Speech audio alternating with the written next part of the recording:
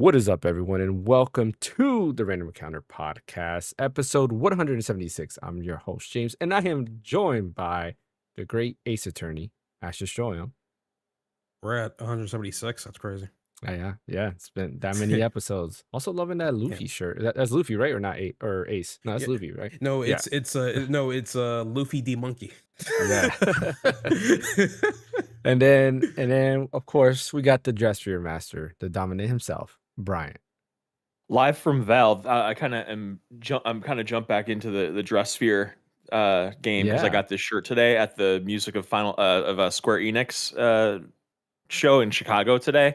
Also, I just want to make a note that we are joined by the number 4 rogue from the Melganis server from World of Warcraft, watching the show right now. Huge World of Warcraft guy, my buddy here. So he's watching and he wanted a shout out, so I'm giving it to him anyway. There you go. You got your shout out. Fun fact, I've never played World of Warcraft. I just never Okay. got into it. I Same was here. a Final Fantasy 11 person, and I remember when World of Warcraft came out, a bunch of people left Final Fantasy 11 to play World of Warcraft, and I stood with Final Fantasy 11.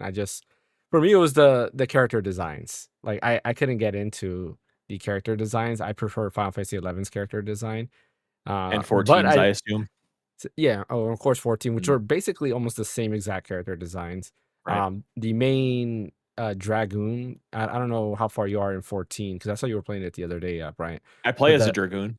okay, well, have you gone to? Are you in Heaven's Word like DLC No. area? No, okay. Mm-mm. Well, there's a guy you'll meet later on. You meet him towards the end of like I don't know what you call it, the beginning story, where it's a dude. He has like white, like bluish hair, like Riku's color hair, and he's a giant like I forgot what they called the elf people in Final Fantasy 14. They used to be called Elven in 11. I forgot what they're called in 14. But like his character is exactly how my character used to look in Final Fantasy 11. So every time I see him, I just see my character because he looks exactly the same. And I almost wonder if Square Enix just took my character and just they're like, you know what, you got a cool That was character. such a good Let's design. put Let's just that. steal this, guys. Yeah, exactly, right? I feel like that's what they did. Another fun fact while we're on the topic of Final Fantasy 14. I don't know if I ever told this story. I feel like I told it on the podcast and I told you guys, but I'll never forget. So when you do raids, the raids are cross server. So you're actually teaming up with people from a bunch of different servers. And while we're doing the Crystal Tower raid, right? So Final Fantasy 3 Crystal Tower raid, some guy saw my name because I used my same name from Final Fantasy 11, and he's like, "Hey," he's like, "Are you SS Kenshin from Final Fantasy 11 by any chance?" Like Oh, you, nice. and I was like, "Yeah." He's like, "Oh yeah, you did Paladin, Ninja, Samurai." I was like, "Yeah, those were my job classes I did in Final Fantasy 11." He's like, "Dude," and I forgot. He told me his name, and I remembered him. He's like, "Remember? He's like, you're the one that helped recruit me into the Link show." I was like, "Yeah, I remember you." It was crazy to see somebody from that game. That is crazy. But yeah, That's because awesome. especially in an MMO where there's hundreds and thousands of people that you play with. So yeah, that's cool. But yeah, got quite a few things to talk about today. We're gonna be talking about the Steam controller as me and Bryant have one. Ash unfortunately doesn't, not yet. But He's hopefully on the soon. waiting list. Yep. Pretty much, yeah.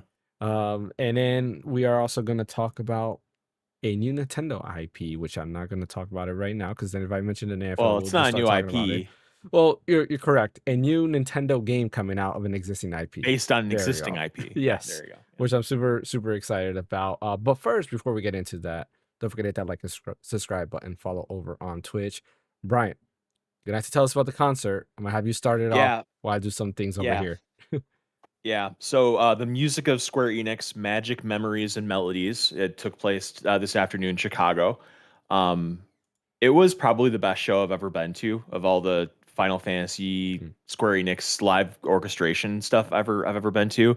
I really liked how they danced around and just chose games from all different corners of the Square Enix universe. Like it wasn't just, Final Fantasy 13, 14, 15, 16. It wasn't just, random songs from 5 and 6 and 7. Like it was like I'm actually going to go through the whole set list with you guys just so yeah. you know kind of the kind of picks they had and you can kind of let me know what you think. So from the Final Fantasy series, One Winged Angel, which is what they opened with, which I have a course. problem with. I have a problem with it. It's so like cliche at this point to play that song at these shows. Like the only saving grace I give playing One Winged Angel at this point is for the folks that have never been to one of these shows before. Like I think everybody should probably hear One Winged Angel like orchestrated live like once. So I have to remember that I'm not the typical person that's I've been to multiple of these things. And it just feels like they shoehorn it in every show, and it just feels kind of like cliche at this point. But anyway, I digress.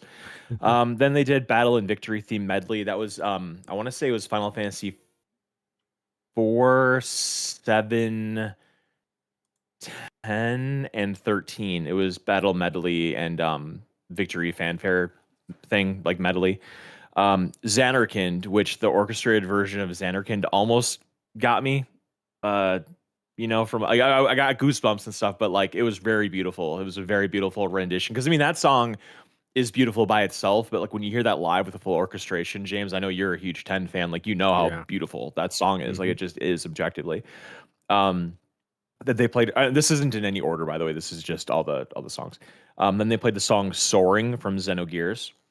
And then from the Saga series, they played Here and Now, Final Battle Medley from Romancing Saga 1 through 3, and then Encounter with the Seven Heroes.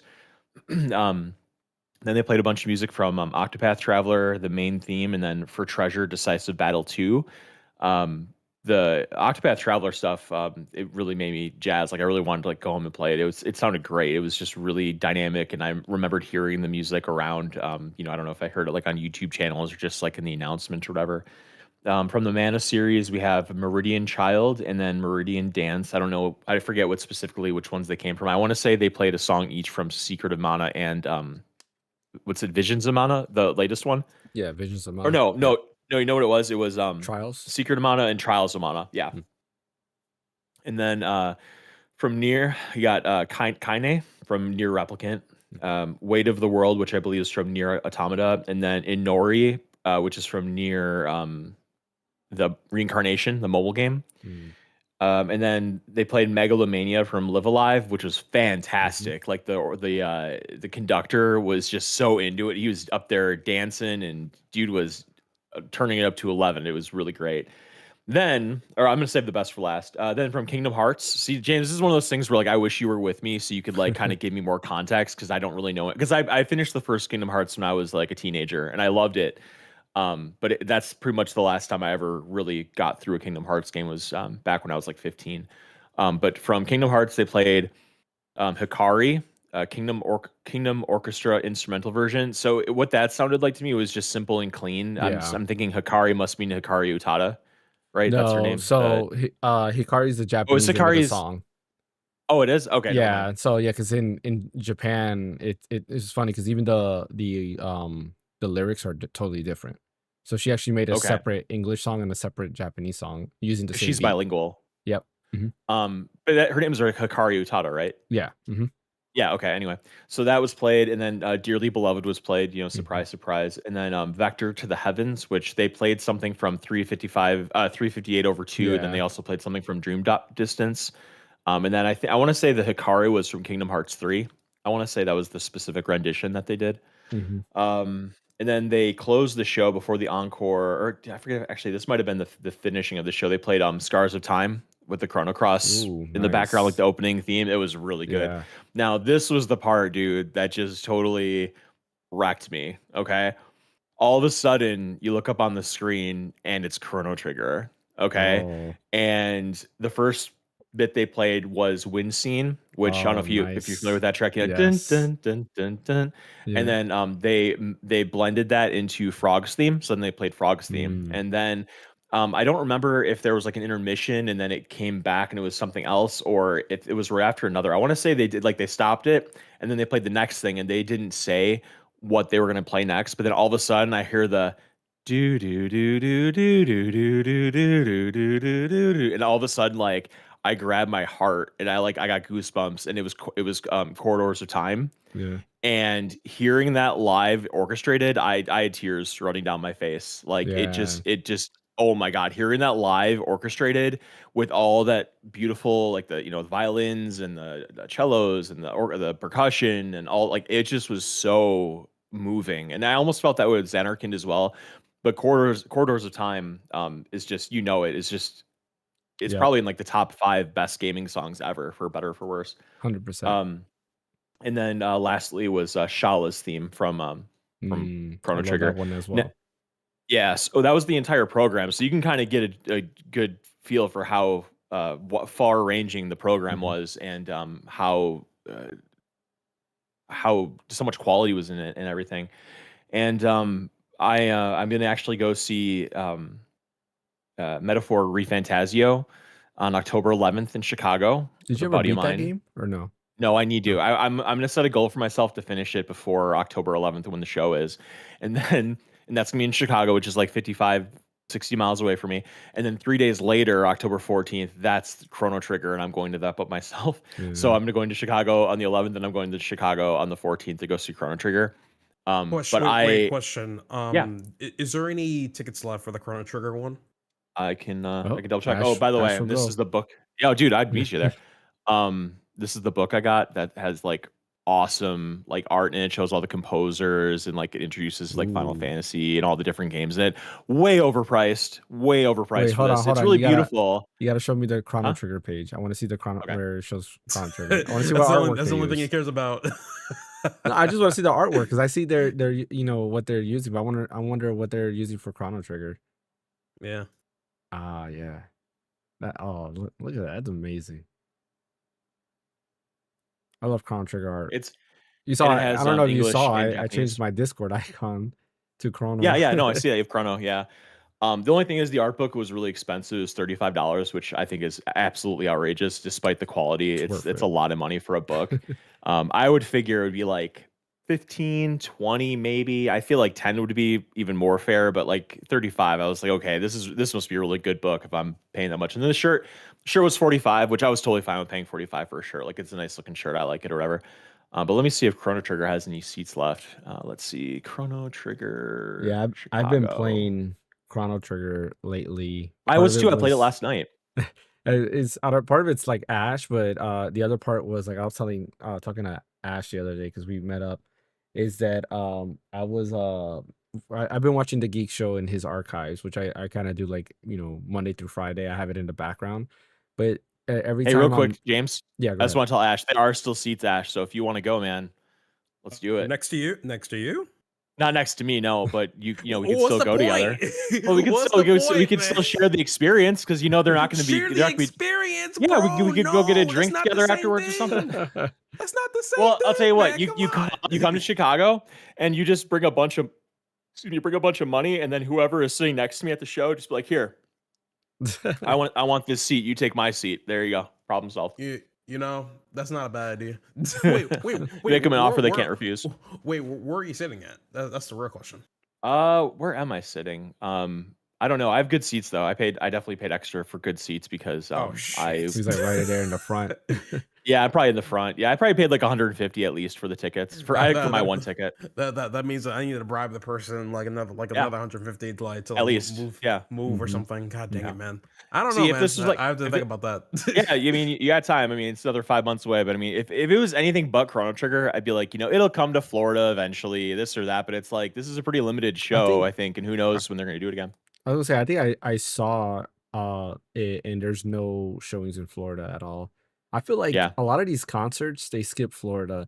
I was surprised when I think a year or two ago, Distant Worlds came to Orlando, and I was like, man, Mm. like I wanted to go. I was gonna go there with my wife, but then I forgot what happened. We just never ended up going. But I really wanted to go to Distant Worlds, and I think Nobuo Uematsu was actually gonna be there as well, which was cool.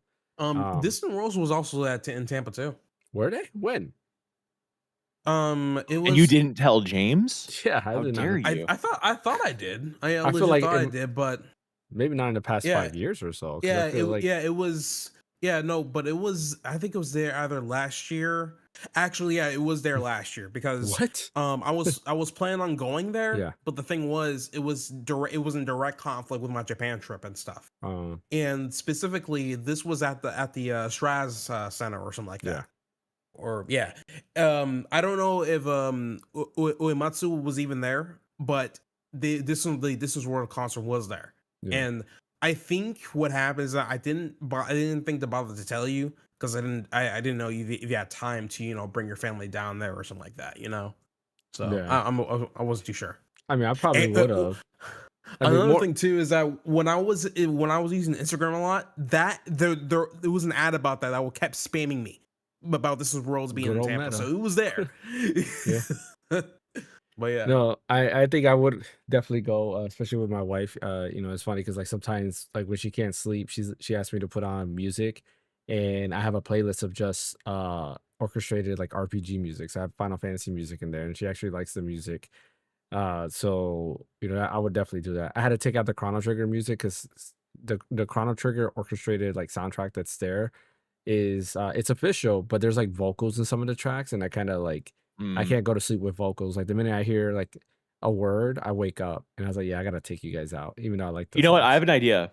Why, Mhm. James? Why don't you and Ash come here together, and then that way you guys can sit together and have the shared experience, and then we'll just you, like all you, go out afterwards. We can all you, talk about it. yeah, There you go. you really think James will be able to come out there all by himself Sure. without his family? Come on, man.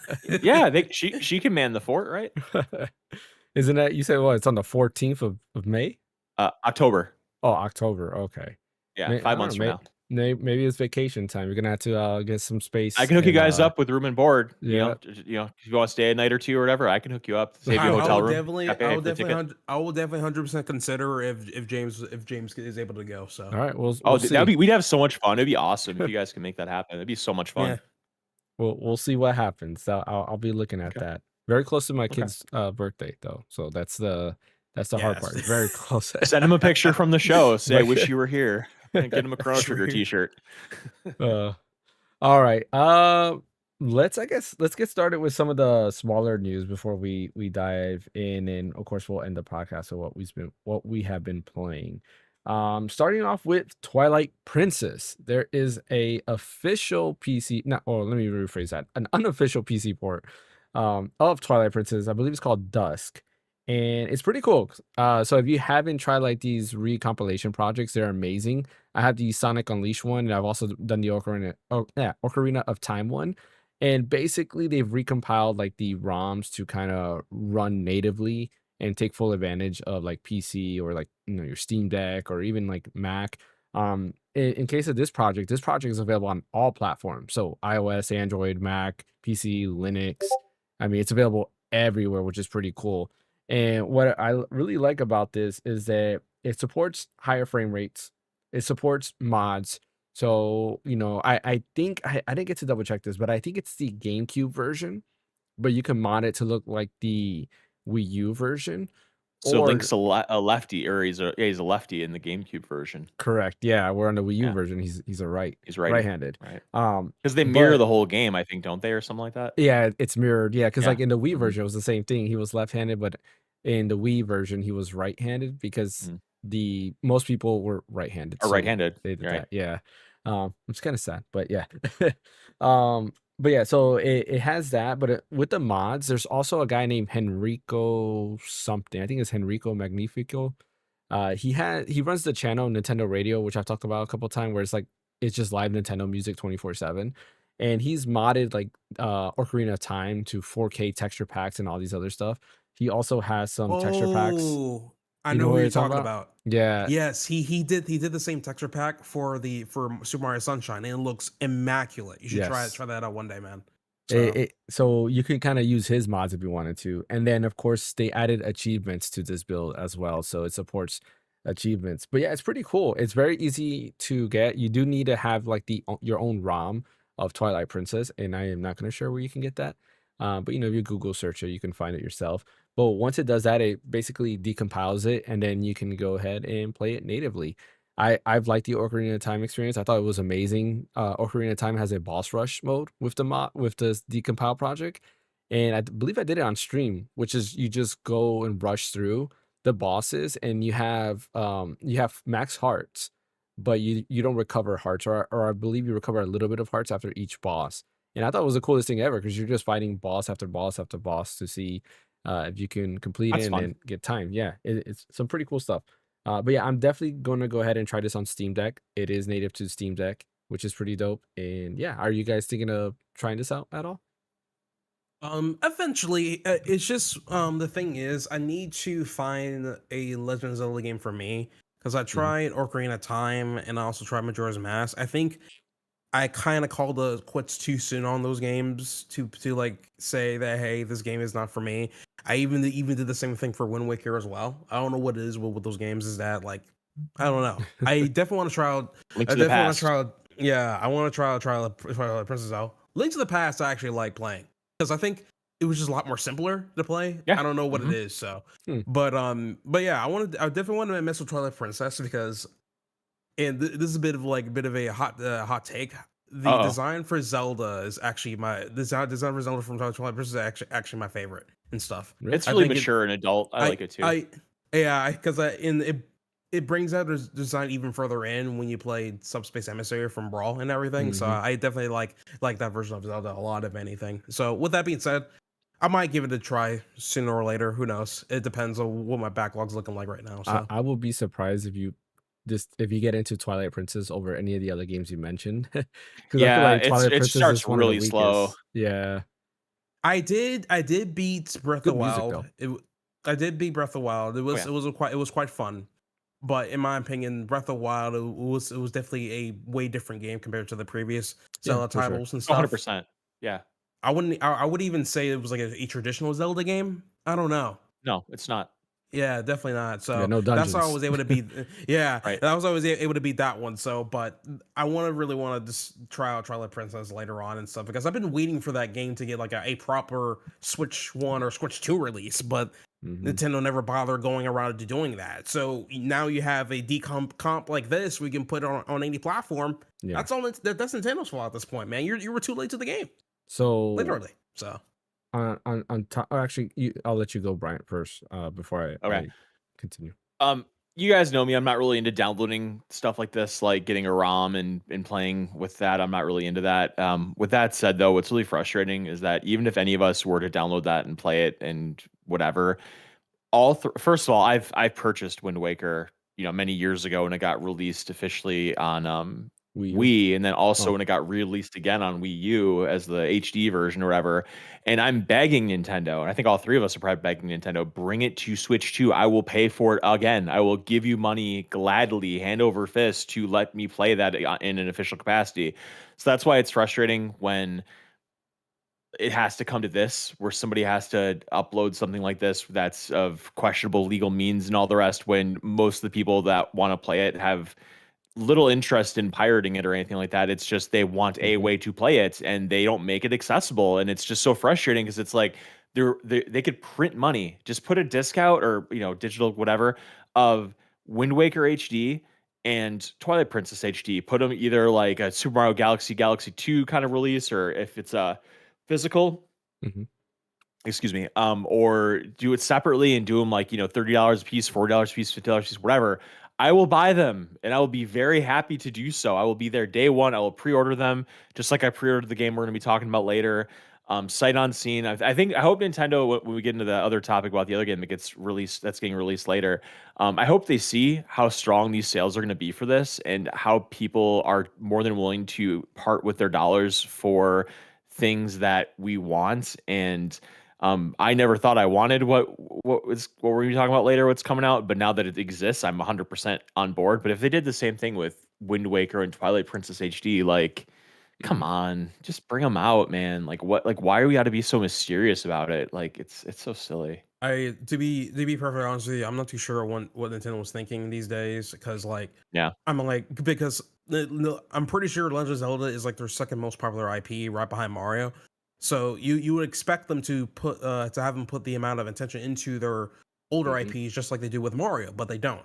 And due to their negligence, now we have a good amount of decompilations where people can just get their own ISOs or ROMs and just reverse engineer the whole thing with that decompilation and play how they want to play. And I feel like if they would have came out with ports way before those decomps, most people probably wouldn't even give a crap about that. Right. At this point, it would be more like, oh, okay, I get to play this on this system and put so many mods into it and see what happens, that type of deal, like a playground per se. But now people are treating this as oh, this is like a new way for me to play the game without waiting on Nintendo at this point. So at this point, it's on Nintendo for them to Right. take action on this and make some money. Like, I don't understand, because sometimes, like, I mean, you're a business, you're supposed to make some money, but they're not doing the said actions to make the said money. I don't know Mhm. what kind of graphs they got with this. I don't know what kind of graphs where they're saying that, hey, this is a high risk for us to report these older titles to Switch or something, but I would like to see those graphs, because there's definitely, when it comes to making a business decision, there's a lot of risk and management involved Yeah. at this point. And I feel like, looking from outside, from my perspective, there shouldn't be that much risk on re-releasing some of these games onto the current platform. There shouldn't be, Mhm. The only that's just thing my opinion. I can think of is that maybe they'll have a bunch of this when the Zelda movie comes out next year. Mhm. Maybe like that'll be part of the on ramp to the movie coming out. Like they'll have some sort of Zelda direct of some capacity, and they'll announce a port of those games and the movie coming out and stuff. Like maybe that could happen. Maybe, but Yeah. it's ridiculous that it's taken. I mean, the Wind Waker HD was a Wii U game that came out in like 2013, 2014 or something Yeah. like that probably. Yeah. And then Twilight Princess HD came out after that, and that was probably like, I don't know, 2015 or something like that. Um, and it's just like it would be such an easy slam dunk just to port these forward to the Switch and just let me play them. Like I don't get it, man. Yeah. No, I agree. Like it's possible that they could re-release it with the Zelda movie. I think the key artwork they showed of I forgot who the main actor's name is. I apologize. But the key artwork they showed with him dressed up in the green tunic is Twilight Princess Link, I believe. Which would make sense, like, to pour something Mhm. like this. That being said, like, Twilight Princess is definitely not my favorite. It's probably maybe my least favorite Zelda game, honestly. When I Mhm. really rank them all, which is not a bad thing, because in my opinion, all the Zelda games are amazing. It's just my least favorite, and I don't mind And there's replaying elements in it. it that are really cool Yeah, too that you yeah, acknowledge. exactly. It's A just the lot of the complete dungeons are package. amazing. Yeah, Yeah. correct. And the Um, vibe of it is kinda cool, mhm, like the midnight look with, like, the wolf, like, it looks really interesting and, like, the vibes are kinda yeah, creepy. But I yeah, like there's other bits, like collecting the what do you call it? the tears. The tears, yeah, like, what the Yeah. hell is that? Like, no. Very annoying. There's something like that in Skyward Sword 2. And the beginning's slow too. Though with Skyward Sword, I like the premise of it, because in Twilight Princess is just you're in the Twilight realm, but in Mhm. Skyward Sword you're almost like in like a timeless like realm, and everything stops in time. But if you don't get the tears quick, the time like frees up, and then all the enemies just hunt you down. So you're like constantly Okay. on edge, and you're running around, and like So there's, like, gameplay for that then. It's like yeah, there's a gameplay reason why that happens then, so that makes exactly. Yeah, the Zelda thing, though, there really wasn't. Like, they tried to put some flimsy, narrative reason behind it, but it just felt like a fetch quest, like a really annoying fetch quest. exactly. It's a padding there. Yeah. Uh, but the person who did this decomp also has a Minish Cap decomp as well, which I thought was pretty Oh, yeah, I cool. saw that. Yep. And it allows you to play Minish Cap all the way, even on ultra wide. There's also a Link's Awakening decomp. I don't know if you guys seen that, where they show See, those are playing Link's available, Awakening though. there. I'm not down with that. Those are available to play even, I'm not down with To that. to me, the Link's Awakening looks the most interesting, because somebody showed it doing again on an ultra wide monitor, and they Mhm. have the mod where it basically opens up the whole map. So instead of you having to Shows load everything at between, once. yeah, you can go through the whole Yeah, game on just one screen. And I was like, that's kind of cool. that's cool. It'd Uh, be cool to experience that. Exactly. That's just to mess around. Like you said, they're all available. It varies. I like to mess with some of these, because if they can give me different features, or sometimes different experiences, or like, because sometimes the remakes don't have the same experience as the older versions, and vice versa. Sometimes like the older versions are not the best versions to experience. Like, in my opinion, Wind Waker HD is far superior in every way, shape, or form Oh, no than question. Wind Waker GameCube. The biggest thing being the sailing part, where the fast sail is pretty much needed. Like, I've been playing the GameCube version, and I enjoy it, but the sailing, I was like, man, I wish I So had the slow. fast sail. Exactly.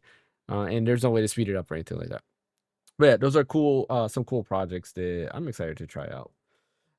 Leon Must Die Forever has launched. What a name for a mini game that's in Resident Evil Requiem. Has anybody here tried it? I haven't tested it out yet.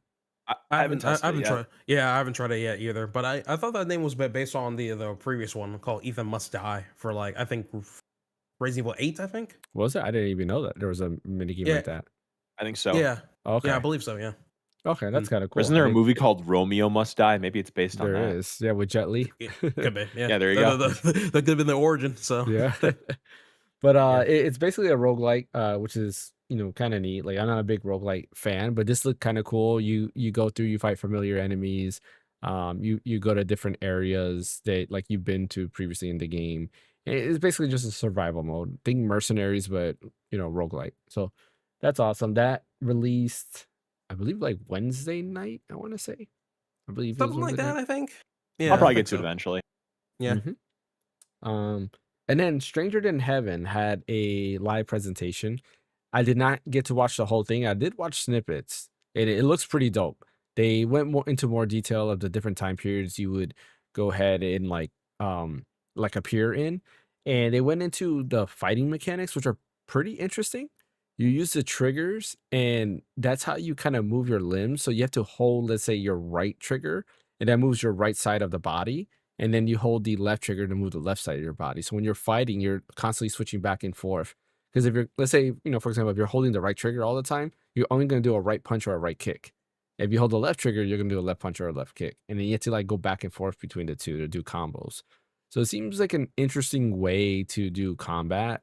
I'm curious to see how that's going to actually work out.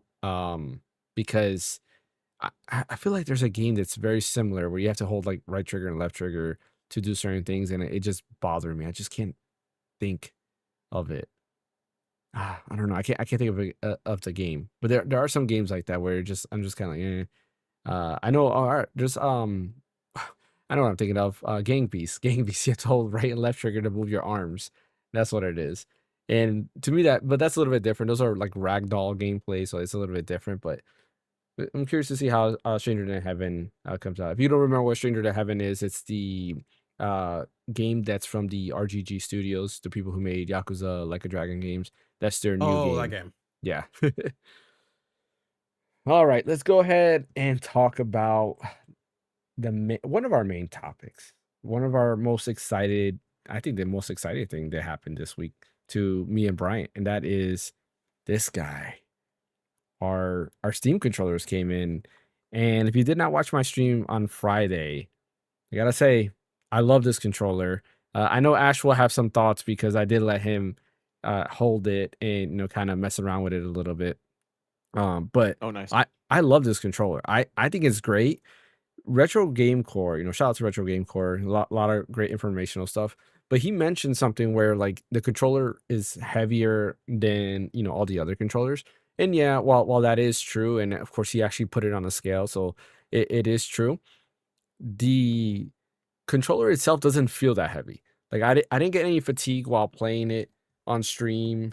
Just holding it feels really good, feels really at home. I do question the D-pad a little bit while playing Street Fighter. It just felt like a little bit off. It could have been just me. And when using the D-pad, I did find myself touching the thumbstick, the left thumbstick, a little bit. So I do feel that the thumbsticks are a little bit too close, specifically the left thumbstick's too close to the D-pad. So if you are playing like fighting games, you might slip, and if it recognizes the thumbstick movement just even a little bit, that might mess you up there. But other than that, I enjoy it. Navigating through windows, was kind of I guess like the only negative thing I don't like is like you can use it to navigate through Windows, but you can't open or you can't use it for non-Steam games unless you add those games to your Steam library as a non-Steam game. And I really don't want to do that. And not only that, like you can't add games from the Xbox app into non-Steam games. So like there has to be a fix for that. And I'm hoping like there is some type of fix that comes in the future. Maybe Microsoft will do something to allow usage for the Steam controller. I doubt it because they want to sell you more Xbox controllers, but who knows? Maybe somehow it'll work with the Steam controller, because I think there's a lot of great things you can do. Like if you're playing Halo Wars, which is relying on mouse movement. I mean, you can use the D-pad, but I think that would work better with the trackpad overall. Now, when using it in Bazite, which I did test it out in Bazite, everything just works flawless. Again, Bazite is based off of SteamOS, so a lot of the same systems are in SteamOS or like on Steam Deck are in Bazite, and it just worked flawless for me. I loved it. Everything about it was great. Navigating again, the main menu was great. All this same shortcuts, all this stuff were working flawlessly. So it's definitely designed for Steam OS first, but of course you can use it on Windows through Steam. Brian, what's your thoughts? Okay. So I can say unequivocally this is my favorite controller I've ever used. Um, it is so comfortable for me to hold. This is easily the most comfortable controller I've ever used. I love where the thumbsticks land. It's very natural. I think the triggers feel really good. Like and then the back buttons feel really satisfying to press. The face buttons all feel great. I think they feel better than Xbox Series buttons. They're quieter too. I feel like. Um, the face buttons feel great too, or the what do you call it? Like the menu button and the Steam button, they all feel great. They're all very responsive. I will say I kind of am with you a little bit on the D-pad. It's not a bad D-pad. Like a bad D-pad is surprisingly the original Nintendo Switch Pro controller D-pad. That D-pad was awful. The Switch 2 Pro controller isn't that much better, but it's better. But if I had to say, this D-pad reminds me a lot of the Steam Decks. Like I feel like it's the exact same thing. This one looks bigger, but I wonder if that's just because the Steam Deck's a bigger thing, so the D-pad looks smaller on the Steam Deck, or if the D-pad is actually bigger on the controller. But yeah, it's fine. It's not the best D-pad I've ever used. But what's surprising about that is I feel like there hasn't been a good D-pad since like the Super Nintendo. Like why is it so hard to make a good D-pad? But anyway, um so that's really my only criticism of it, and I would say it's probably like a B for me for the D-pad. The rest of it is an A plus. I can't think of one thing that I don't like about it. I love the touch pads. It's extremely ergonomic, just like the Steam Deck is ergonomic. It's extremely comfortable to hold for long periods. I don't find it heavy. I have no idea how anybody could think this is too heavy. I played it for like 2 hours today, and never once did my hands feel fatigued. I like how versatile it is, how you can plug a USB-C into this, then plug the other end into your Steam Deck or a Windows PC and play it wired and it charges it. I like the puck because the puck is meant for ultra low latency, so it's proprietary. Like I think you'd assume it's proprietary.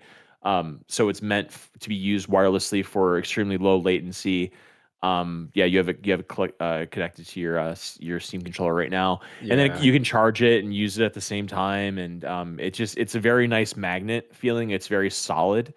Um, yeah, that's a beautiful sound. It feels really nice when you click it in there. yeah. Um, I'm trying to think of what else I really have to say about it. It's just I had expectations for this controller. Like when they showed it for the first time, I was like, "Oh, I'm buying that controller. It looks great." But when I actually got it in my hands and I started playing games on my Steam Deck on it, I just could not believe how good it all felt and how cohesive Steam's hardware is with the software. Like I'm really digging that. And Mhm. if it wasn't for the fact that the Steam machine isn't going to be as powerful as my Windows PC, just from a GPU CPU standpoint, and the fact that not all SteamOS games are compatible with games you purchase on Windows, I would absolutely sell my Windows PC and just have a Steam machine, like 1,000,000%. But because of the compatibility stuff and because it's not going to be like the most powerful computer ever. I may buy it depending on the price, just to have as like a side console to like bring it around rooms in my house and like play on the couch in a different room or something like that while being able to access my Steam library. But yeah, I just continue to be floored by Valve's ability to make hardware and software because the Steam Deck is just such. It kind of goes back to um, the concert that I went to today. I felt like today was a celebration of video games, and I feel well, like listening to that music, it was like a celebration of video games, and it reminded me why I liked video games because it made me feel emotionally connected. Listening to that music being played live while like images and videos of the various games in question were playing on the big screen above. Um, but then I got to think about like what else have I felt like is about like the love of video games. Sega Dreamcast. That's another system that I really feel was just such a pure piece of joy. Mhm. Between the games on it that were just straight up arcade ports, that were just to function flawlessly. It was just a really cool game machine. Fantasy Star Online, you could play online. It was just very pure, very. Um, it just worked really well, and the games were just all so good and everything like that. and it was just a celebration of games. The Steam Deck and the Steam controller, Valve, this just all screams celebration of games. There's no crap about like media players and complicated finagling with like Windows and all that kind of stuff. It's just straight up, okay, you turn on your Steam Deck, here's your library, click and go. And if you want to make it more complicated, you can. Like you absolutely can go into SteamOS and you can, install your plugins and all that other stuff you guys want to do. But if you just want like a straight, excuse me, near console experience on in a PC kind of area, then SteamOS and Steam Deck is for you. And the extension of SteamOS and Steam Deck is this beautiful controller. It's $100. I don't think it's overpriced. I mean, the touchpads alone, that has technology in it that costs money, and then the rest of it, haptic feedback. PlayStation has haptic feedback. The rechargeable battery that PlayStation has, but Xbox Series doesn't. You have to buy that separately for 20 or $30 or whatever. The triggers on the back, the Nintendo Pro controller has that. The Xbox and PlayStation don't have that unless you buy their Pro variants, and those cost like $150, $200. So all in all, the whole package here, I mean, I don't know how anybody could say this controller is too expensive for all the technology that's packed in here. Yeah, there are cheaper options like the 8-bit DOs and things like that, but it doesn't have all the stuff that this does. Maybe it does other things better. It's more versatile. You can play, your Windows games and other systems and stuff like that. But this is for your Steam. You buy this to play your Steam library on. If you have one game in Steam, and that's all, like you bought, I don't know, Fear 20 years ago, you're not going to buy this controller to play Fear, But if you have like a vast PC library specifically on Steam, which I do, and I don't know what your guys' Steam libraries look like, but I assume they're pretty decently sized. You're buying this and you're never going to use another controller again as long as you can help it. Like, I wish I could play this on PlayStation. I wish I could play this on my Xbox, but alas, it's going to make me play PC a lot more because I like the controller so much. Yeah, my library is 139 games. Mine's 232 games. Yeah. I have more than both of you combined significantly. How? He Yeah. buys That like makes no every sense. single I do. game. What? On sale. I can't tell you the legit last time I thought watched something full price. Dude, I legit thought I had the biggest size. Like, are you telling me? Yeah, I'll tell you. You want to know me? I have. I'll tell you. Hang on a second. Yeah, man, that's some BS, man. No way. Well, I just started making my library with the Steam Deck. Like once I got the Steam Deck, I started building my library there. But I probably for a while I was still buying the majority of my games on Switch. So it's only now that I feel like I want to use like my PC more. And the problem is Mhm. right now is that the number of games I have is inflated because I'm part of a Steam family share. Yeah. So the games that my friends have, it's also going to count as the games I also have as well. So I'm like, damn, I don't know how to further filter this. Yeah, I'm part of family share too, but it's my kids. And I think they bought like maybe one or two games that I don't really play. Like I know they have content warning. Like that's a game that's not mine, but they have that. And then there's like some other game. There's like two games I think they bought only, and that's it. Everything else is mine. I Yeah, have over 1,000 games. I'll just tell you that. over 1,000. Good lord! Mhm. Like that's How did you create like a Steam account when Steam was first created or something? I think that's the only way you had to accumulate that many games.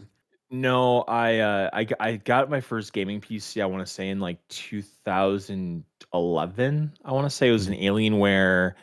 I forget what the model was, but it looked like a console, and that really appealed to me. It was like this very slender form factor, Steam and so I Machine? finally bought one. It No, it wasn't. wasn't a Steam Oh, machine. It was Windows.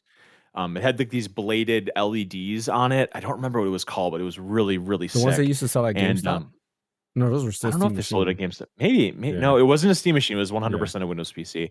But I bought that, and that kind of inspired me to get started on the PC library. And I never saw Steam sales before, so it's like, oh, Transformers Fall of Cybertron, $2. Yeah, I'll buy that. Like it's like $50 Mhm. on PlayStation 3 or whatever. So you get inundated with that over and over and over and over again. Like, oh, all the Tomb Raider games for $5. I'm in. Like, Yeah. I'll never play them. But that's a very standard thing with Steam users is you see something on sale you might never play, but it's like $2 Yeah. for Titanfall 2, I beat it already on Xbox, but I mean, yeah, it's $2. Like, of course I'm gonna buy it. So that's just it's I have bought a few things full price as well. But the vast majority of my stuff I buy on discount. Yeah, man. Yeah, now slowly I was building up my library, and I still need to build it up. And then Green Man Gaming doesn't help either, because like you'll Nope. see a lot of things cheaper, especially before they come out. You're like, okay, you're saving anywhere from $10 to $15 I compared bought Lego to Batman the other day. consoles. Oh, you did? Yeah, Yeah. I'm trying to figure out where I'm gonna buy Lego Batman because my son wants to play it, but he plays the Steam Deck now. Like he has my official Valve dock. He uses it, and then I have a third party dock that I use downstairs because I can use it with my ROG Ally X or my Steam Deck. But like he's playing like Metal Gear Solid Phantom Pain right now. His first time. Nice. Yeah, because he's like, oh, Snake is cool, and I want to play a game with Snake. I was like, all right, this is not your normal like go out guns blazing game. This is a sneaking game. And he's now realizing how hard it is, but he's enjoying it. He's having fun with it. That's But awesome. yeah, so I don't know if I'm gonna get Lego Batman on Steam or if I should get it on PS5. Yeah, I gotta figure that out. He also wants It's my coming out on Steam the 19th, I controller. think. Oh, I Uh, bet he does. So yeah, does Ash. You guys fight it out. he was I forgot what day it was. He was like, Dad, can I use your Steam controller? I was like, no. He's No. like, come on. And I was like, No. no, this stays. This does not get Stays touched. with Dad. Like I'll get you your Steam controller later on. But Yep. and I think he deserves it. He's been playing his Steam Deck a lot. Getting good grades in school and stuff like that. So yeah, so you know what? Yeah, why not? Why not? He'll use I that. also mentioned in the Discord, I do wish it came with a carrying case. That would be Hmm. so sick. Just to have your I agree. Steam Deck carrying case and then your Steam controller carrying Yeah. case, and maybe have like a little pocket where you could slip the dock in or something like that. Like that'd be that's all you need. Like you just need those Yeah. two pieces and you have mobile gaming. You can go anywhere with it. That'd be so awesome. It Yeah, that was deserves a a case. I agree. When I transported this with me the other day to show I Ash, use my box. I didn't use my box. I just put it in my bag, but I put it at the top where it won't get touched or like move. But I was still very like worried. I was like, oh man, I hope this doesn't get messed up. While we're on that topic, Ash, what were your initial thoughts when I let you hold it and try it out a little bit? I held that thing. That thing was one of the lightest controls I ever had in my life. Like it felt lighter than any control I held. I'm trying to think about like all the controls I held in the past. I'm remembering the Wiimote nunchuck. It was Hmm. kind of like that controller was larger than that. I don't know what it was because like I don't know what YouTube video I saw, but they were saying that hey, the controller is a bit heavier compared to other ones, which I'm like, oh, are you sure about that? Are you sure about that? Like the weight distribution in that thing is really really good. I don't know what to say about that. Um, I think I've only tested the control for like 5 minutes with you, James. Hmm. And I think at the time I think you had that one Digimon game. I keep Yeah, forgetting. I Digimon don't know Time what Cyber Stranger. Sleuth. Oh, Time Trader. Okay, there we go. But yeah, I didn't, and the thing is too is I didn't realize there was haptic feedback in that controller too, along with like the triggers and stuff, which is pretty cool. I still like the haptic feedback from the DualSense still, if anything. Hmm. So It's still if I were to have superior. Yeah. any, yeah, like if I were to play any PlayStation games off on PC, I prefer to use a DualSense one. So like anything like Stellar Blade or FF16, I'll just do DualSense first over Steam controller if I have the choice, due to the haptics. I just love them. I don't know. But overall, it felt really, really good, and I'm hoping to get my own soon because I'm on the wait list. I literally reserved my spot at 12:59 just so I can be safe with it. So by the time they do new reservations, I should be one of the first people to get an email about it. And Don't ask me that. straight up, yeah. Like I should be one of the first people to get my reservation. I already got my money in my Steam wallet, so I can just put the thing right away, and hopefully it will come in within the same week or something like that. So I'm I'm thinking the first thing I'm probably gonna do is load up some boomer shooters on my Steam deck. There you go. Mainly because those trackpads. Because the thing is, guys, if you guys ever use the trackpads for those boomer shooters like Doom, Quake, or anything like that, it is a life changer. Let me tell you, man, it's great. It's wonderful. So I think that's one of the first things I'm probably gonna do with it. But yeah, I played love it. Half-Life with the trackpads and it played really well. Oh yeah, 100%. Mm. I still have yet to play Half-Life, and I missed out when Half-Life was like super cheap. That one Don't time. wait a second. Hold on. Yeah. You mean to tell me you have a Steam account, you don't have Half-Life on it? You No, That's freaking I crazy. weirdo. don't. That's Wow. Yeah, crazy. I Only just James. That's I like having a Nintendo system without Mario Brothers. Like, come on, man. I there's somebody who actually has a Nintendo device and hates Mario actually. Yeah. That's Who? crazy. He's been in the chat a couple times. His name is Joe Kuma, aka Jesse. I think he was on one of the he did a podcast with us a while back. But yeah, he's not a Okay. Mario fan. He does not like Mario at all. All right. Well, okay. Well, my point still stands, James. Yeah. They drop like the Valve collection. You get Mhm. all of the Valve games like Portal 2, Left 4 Dead, Team Fortress, all that all those games. You get them for like ridiculously cheap. I think it's called like the Steam box or something like that. I don't Yeah. remember, but if I ever Hmm. see that go on sale again, like you got to pick it up. Usually it's like really cheap too. It's like under I 10 should. bucks and you get all these amazing games. Yeah. I should probably re-pick up Left 4 Dead. I have it on my Xbox, and I remember I used to love playing Left 4 Dead with my brothers. But now that I think about it, because I've been thinking about like what are some games I can play with my older kids, that are co-op because there isn't too many. I'm excited for Halo campaign. What is it, campaign evolved or whatever it is? I'm excited for that, and I think they said it's gonna be cross-play. So like I'm probably gonna buy it like on PC and PlayStation, so that I can play with my kids, which is gonna be pretty cool. Um, but like I would like to play Left 4 Dead with them because that's also another good game. Some other extra comments on the Steam controller I want to mention before we move on to the next topic is I was just testing out with the Stadia controller, and the Stadia controller is actually heavier than the Steam controller. Like this thing Oh feels yeah, really? a lot heavier. Now, to be fair, this controller does connect. It has a Wi-Fi antenna built in, right? So it does connect to like Wi-Fi Mm. itself. So that might be why this is heavier than say a Steam controller. It also has an auxiliary port at the bottom, so you can plug in headphones directly into here. But yeah, it does feel like definitely heavier overall. Like even holding it, I was like, man, like this would probably fatigue me. I do like the Stadia controller though; it's pretty cool. Shout out Google. I think Stadia was actually pretty cool, but Google likes to start things and not finish it all the time. Another thing about these Steam controllers specifically that I don't like, and Uh-oh. oh, I thought it was a headphone jack. I was like, wait a minute, is there a headphone jack? But no, it's a screw port. Um, the instructions, or rather lack of instructions, kind Yeah, of they're just suck. like IKEA instructions. Yeah. Yeah, it's like it doesn't tell you anything. So when I was trying to pair it to my Steam Deck, I'm trying to pair it through Bluetooth. And I was like, how do you go into Bluetooth mode? And even if you go, I was like, okay, maybe if I have this paired to my PC, I can go to settings and see what the quick menus are. There's like nothing there. So I had to Google search, and there is on the official Steam support page, there's a Steam controller section that tells you what you need to do to go into Bluetooth mode. So I was like, okay, cool. Now I know what the Bluetooth button is. And for those of you who are wondering, it's you have to hold B on the face, hold R1, and then press the Steam button, and then you'll see the little light will turn blue, and that puts it into Bluetooth mode. But that's only to put into Bluetooth mode. I do not know how you put it into Bluetooth pairing because it tells you how to switch the modes. It doesn't tell you how to go into pairing mode. So I got to figure that out as well. But the instructions tell you to go back. You press A, press R1, and it says go into write mode. I don't know what that means, but you can go into write mode by pressing A, go R1 and press that. And that did connect it back to the puck, which was cool.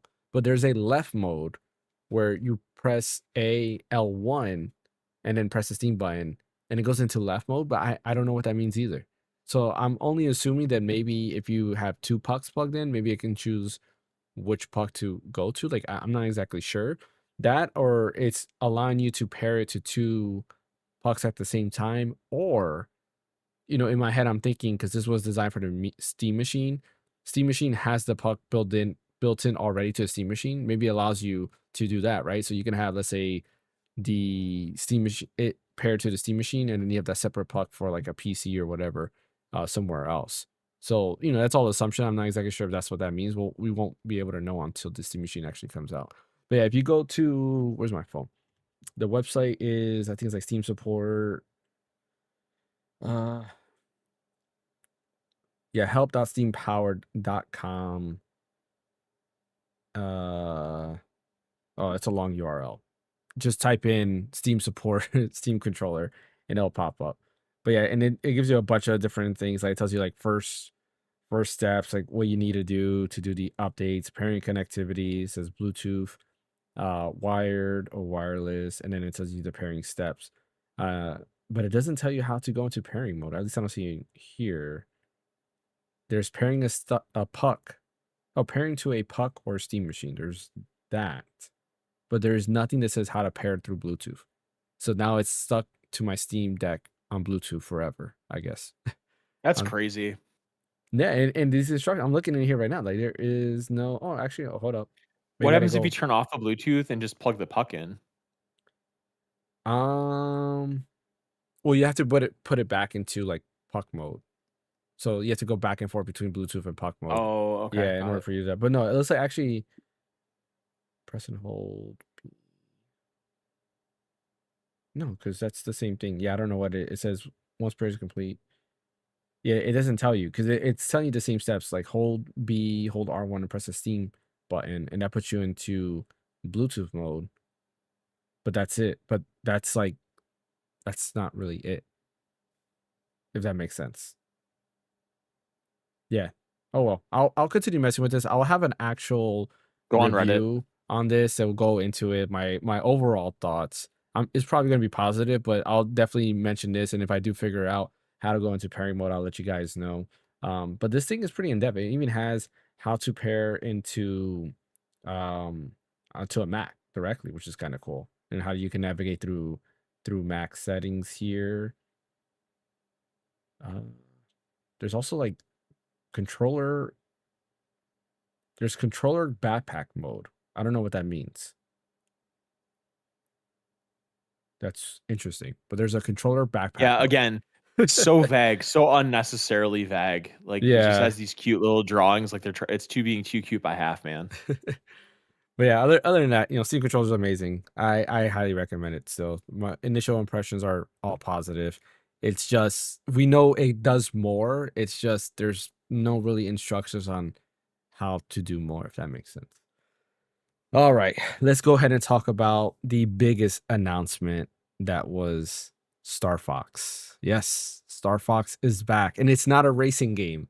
Yes, it is not a Thankfully. racing game, thankfully, because those That rumors we of know of. Maybe there's another mode or something. maybe that is true. That is true. But if you guys don't remember, I believe like a year ago or two, there was like rumors of a Star Fox game coming back, but it's a racing game. And I was like, yeah, I don't want a racing Star Fox game. I just want a Star Fox game. But here we are. We're getting a official Switch 2 Star Fox game that is basically a remake of the 64 version of Star Fox. Yes, I get it. Technically, that is a retelling of the Super Nintendo game. And then there's Star Fox Zero, which is another retelling of the same Super Nintendo game. And then there's Star Fox 64 3D, which is just the same game as the 64 remastered. But this looks a little bit cooler because graphically speaking, it looks amazing. Everything about the game, graphically speaking, looks great.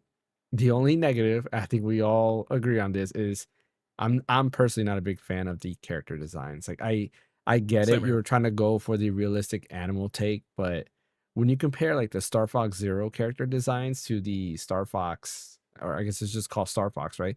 To the Star Fox Switch 2 character designs, I definitely prefer Star Fox Zero character designs overall. I'm gonna be the fly in the ointment and say I like the designs. You really do? Dude. I do, yeah, because they're creepy looking, kind of like Falco looks really janky with like how he's like standing and Fox's neck. Like this is like if you were talking about cartoony, aesthetically pleasing, the Fox in Mario Galaxy movie is way better in that perspective. But I kind of like how they're kind of threading the needle behind those creepy Nintendo Power puppets Mhm. and kind of like the cartoony Mario Galaxy kind of look. Like they're kind of trying to put the two together. And I remember being a kid and being kind of creeped out by the fact that they were puppets. Like when I'd see advertisements for them, things like that. It's because they were trying to model it after that. I think it's that British show, Thunderbirds, I want to say, where it's like they're Mm. dolls that were it was like on the sci-fi show, the sci-fi channel, like where they're dolls inside of jets and they're secret agents or something like that. It's a very creepy show. If you don't Hmm. like dolls, like you'll be really creeped out by it. But if you heard of that show before? No, I've never heard of it.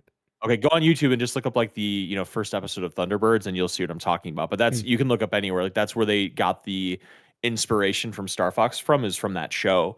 mm. Not only in the aesthetic of it of like the dolls or whatever, but also just like having these different pilots um together like in a squad, like trying to fight evil and stuff like that. Like they drew heavily from Thunderbirds. So I can understand why it might be off-putting to some people because it's very non-cartoon like. And they've kind of been drifting towards this very commercial looking look for the past 15, 20 years. Yeah. And this is kind of like a kind of weird off-putting thing, but I don't know. I kind of like it. It just makes me feel uncomfortable like it did when I was a kid, and I kind of appreciate that. I don't know. Like I just don't. Falco look. I just feel like he loses. He's not Falco. Confidence. Yeah, Yeah, it he just loses confidence, like because when you see him talking smack to Fox and you see him, you're like, bro, you have no right to be talking smack, Yeah, bro. that's one thing. That's one thing I agree with is that the voice acting. Okay, so they did this comparison on Twitter where they showed the voice acting of like similar lines between Star Fox 64 and Star Mhm. Fox, and you can tell that now that on the other hand, that is the other way where Star Fox 64 had a bunch of line deliveries and a bunch of voice actors that were playing characters, and it was Mhm. all very campy, but it was all very charming and stuff. In this, in all the voice samples that I've seen so far of this, it feels also like PG Disney, like, oh Yeah. gee whiz, we're gonna go on we're gonna go fight Andros. It's just very conventional, very vanilla. Falco doesn't have that bite to him, like you mentioned. He doesn't sound Right. confident. He doesn't sound like he could take Fox down. Whereas in Star Fox 64, he sounds like a rival. Like if you mess Yeah. with Falco, you're gonna get in trouble. Yeah, like, I was playing Star Fox 64, this week because, Star Fox is coming back. I said, "You know what? Let me go back and play it." And, just some of these things like, "Gee, Fox, thanks. I guess I owe you one," or whatever. Like, he was very sarcastic, or even when he starts off, I when guess I the should be opening mode. thankful. Yeah, exactly. Like, he does Mhm. that, and like, even the first, like, intro where Falco talks, like, if you hear his line versus, like, what he's saying, I'm just like, Yep. like, no, like, he spoke a little bit less, like, he didn't give that much information. Here, he has, like, 2 sentences versus the original line was, like, like, 4 words, and that's it. Um, but, I was also pointing out that, like, Falco, he looks more like a, what are they called? The Doritos, right? The birds Oh, I from. was I was literally just thinking Yeah. that from Tears of the Kingdom, Yes. the bird looking people. Yeah, I was literally just thinking that he does look like that. Yeah, I because mean, when I. is he Mhm. supposed to represent like an actual bird, like Yeah, Lombardi? That's his last name. So I yeah, mean, I don't know. exactly. Yeah, Yeah, he's supposed to be because they're all supposed to represent their own animals. So Fox is supposed to look like a fox. If you look at his feet, yeah, it's literally like, fox feet. Pepe's yeah, Wait, yeah. wait, wait, The wait. the Well, no, feet, the Fox feet. doesn't have feet. He has those like robot feet, doesn't he? No, he Doesn't he have always like had Yes, feet. yes, and No, it was yes and always feet. no. Even the No, creator there's always said. no, yeah, yeah, it's always feet. But what he's talking about, like in the remake now, they're more like paws at that Yeah, point. They're paws Oh, actually. So it's just yeah, he still has like the metallic look to his like yeah, stuff, but it's their paws now. I'm like, bro, what the yeah. heck? But no, So Fox. So there was like this weird rumor out there that Fox had robot feet. Like he never had actual feet. But the creator yeah. himself said, like, he laughed. He said that is the weirdest thing I've ever heard. They're He just said, like no, boots. yeah, Fox. Those are actual Fox's boots. Like he has feet. Okay. Yeah, Okay. I thought he was like Rocket Raccoon, like the whole like like cyborg type. like like science experiment gone Yeah. awry, and like that's why they were kind of like on a mission to defeat evils because they were all like animals that got messed with. I will say, Mhm. Ash, I think Lombardi, I feel like that's a reference to the football coach for the Green Bay Packers, Vince that's a Lombardi. that's a very Mm. far fetched. I don't know, That's a maybe very because far they're fetched both reference. like So, yeah, winners. because I don't know.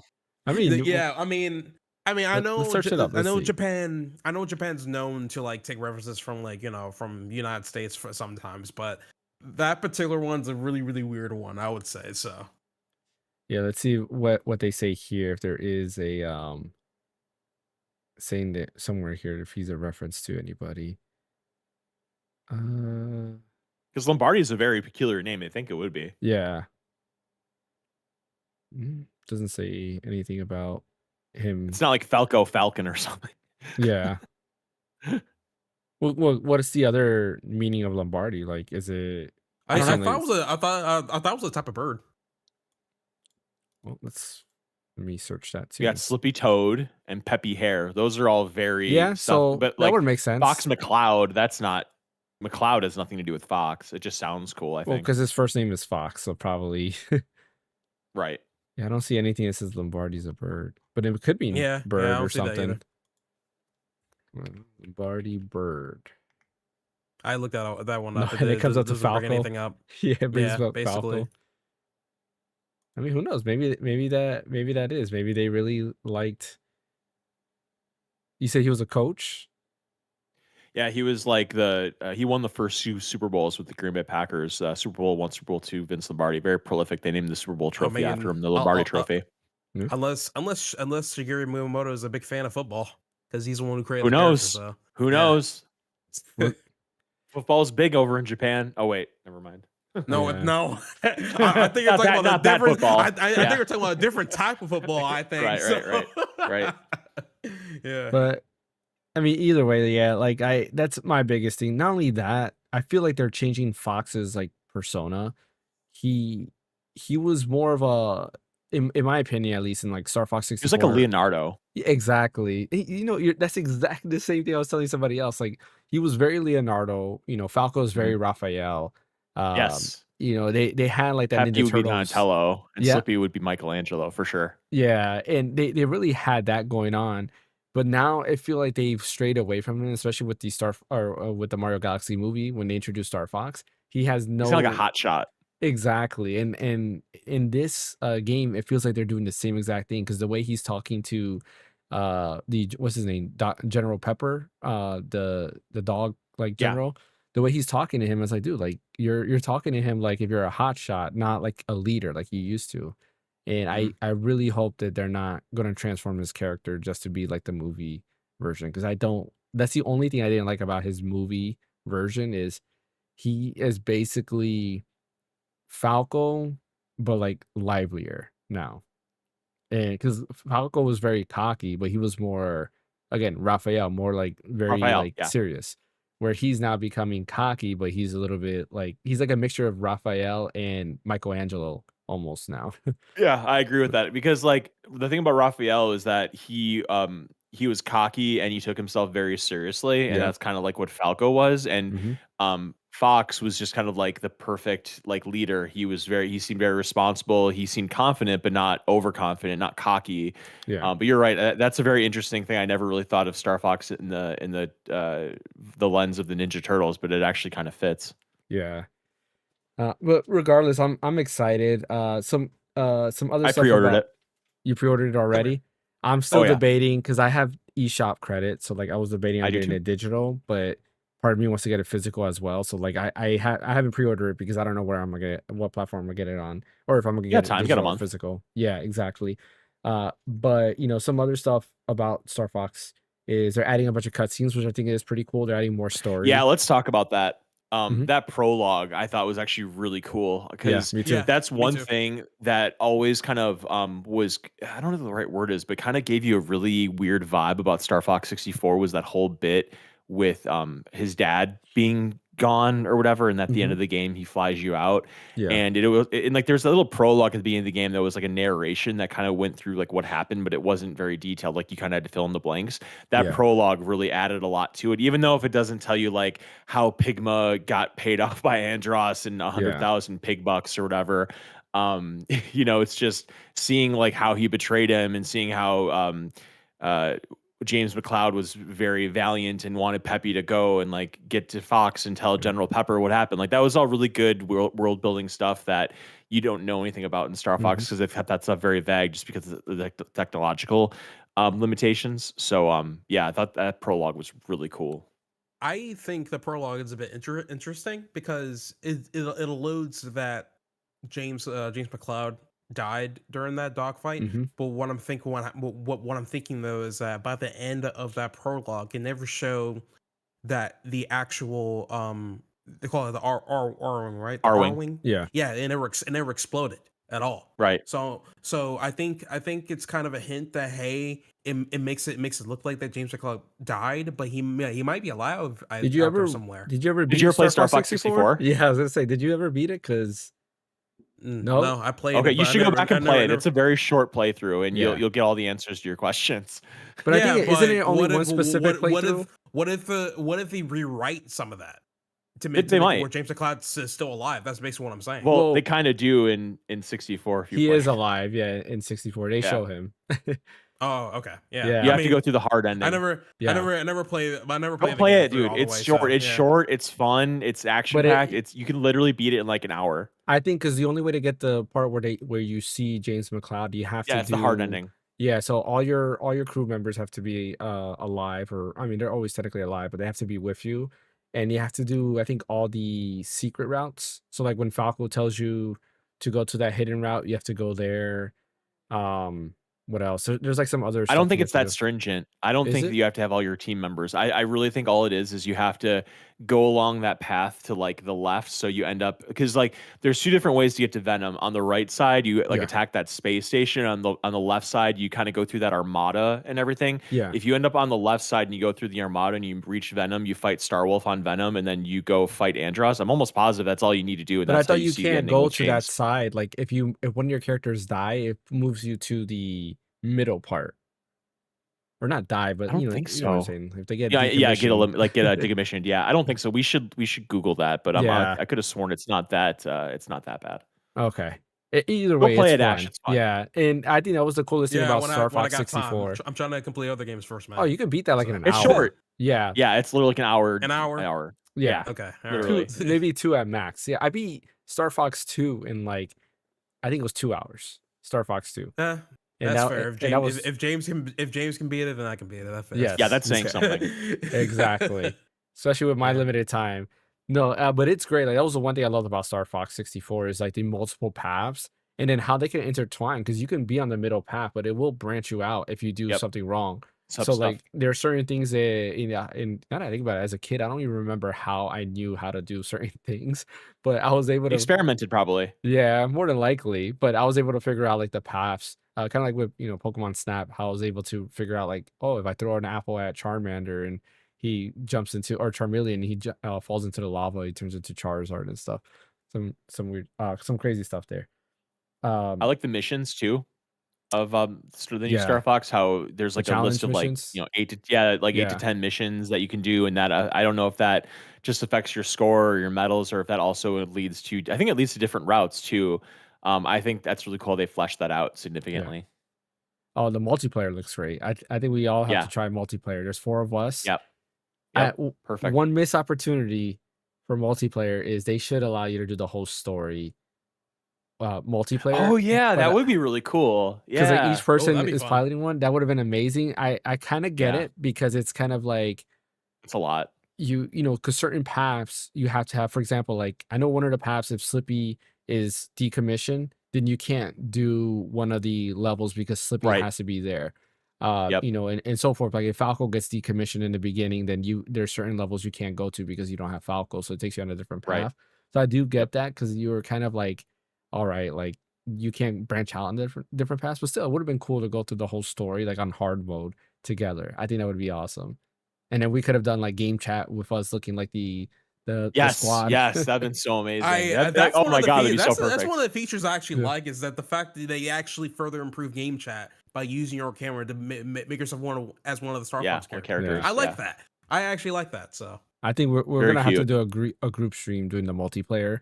Regardless, it seems fun. Online multiplayer, us 4 against whoever. Like I think that would be pretty Yeah. cool. I'm excited for that. I think everything about this game looks cool. Like I don't care if it's a remake Music. of Star Fox 64. The music upgrade, the soundtrack is already on Nintendo Music, and I was listening to it and I'm like, oh man. So good. oh yeah, Exactly. pretty good. I listened to it as well. It was pretty good.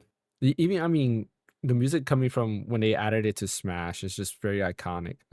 Star Fox's theme itself, like most of the music that's iconic is from the 64, but Super Nintendo has yeah. some good songs too. Super Nintendo. Yeah. I always like Star Wolf. The Yeah, Wolf Star theme. Wolf's theme is amazing, Yeah. and it sounds even better now with it being fully orchestrated. Oh man, Um, Also, shout out to the submarine stage because in the mhm, original it was a little choppy. Like it was fine, yeah, like it ran, but in this it's like 60 frames per second. Like you can imagine they'll really fill out the ocean to make it look beautiful. I bet that's gonna be yeah. like probably one of the highlights that'll look really cool on the Switch too. Oh, everything looks great. The lava level looked Mm. Oh amazing. yeah. Hmm. The asteroid level, so, like, I did the asteroid level right after the direct. I was like, "Man, it Hmm. is a night and day difference." The lighting and Yeah. everything just in there is just man, oh, it's again, it's N64 versus, Switch 2, but still, like, just seeing how much better everything looks is so cool. The attention to detail on the R-Wing where it says "Powered by Super FX," I think that's pretty Oh yeah. cool. Yep. That's cool. Yep. You know, for those of you who don't know, Almost. the yeah, I think that Star Fox, for Super Nintendo was the first game to be powered by the Super FX chip, which was Yeah. I awesome. think you're right. Mhm. Also, it's 29. It's gonna be 29 years to the date, nearly from when Star Fox 64 came out. That this Star Fox is coming out because it came out in I think end of June '97, and then this is Oh, coming out nice. middle of June or yeah, middle of June, right? Middle of June, 1990, June 25th. Yep. 2026. Yeah, so it's literally gonna be almost 29 years exactly to the day, which I think is kind of cool. It makes me Yeah. feel really old. Yeah, it does. Oh, trust me, there's a lot more things than just that. It makes me feel Oh yeah, for really old. sure.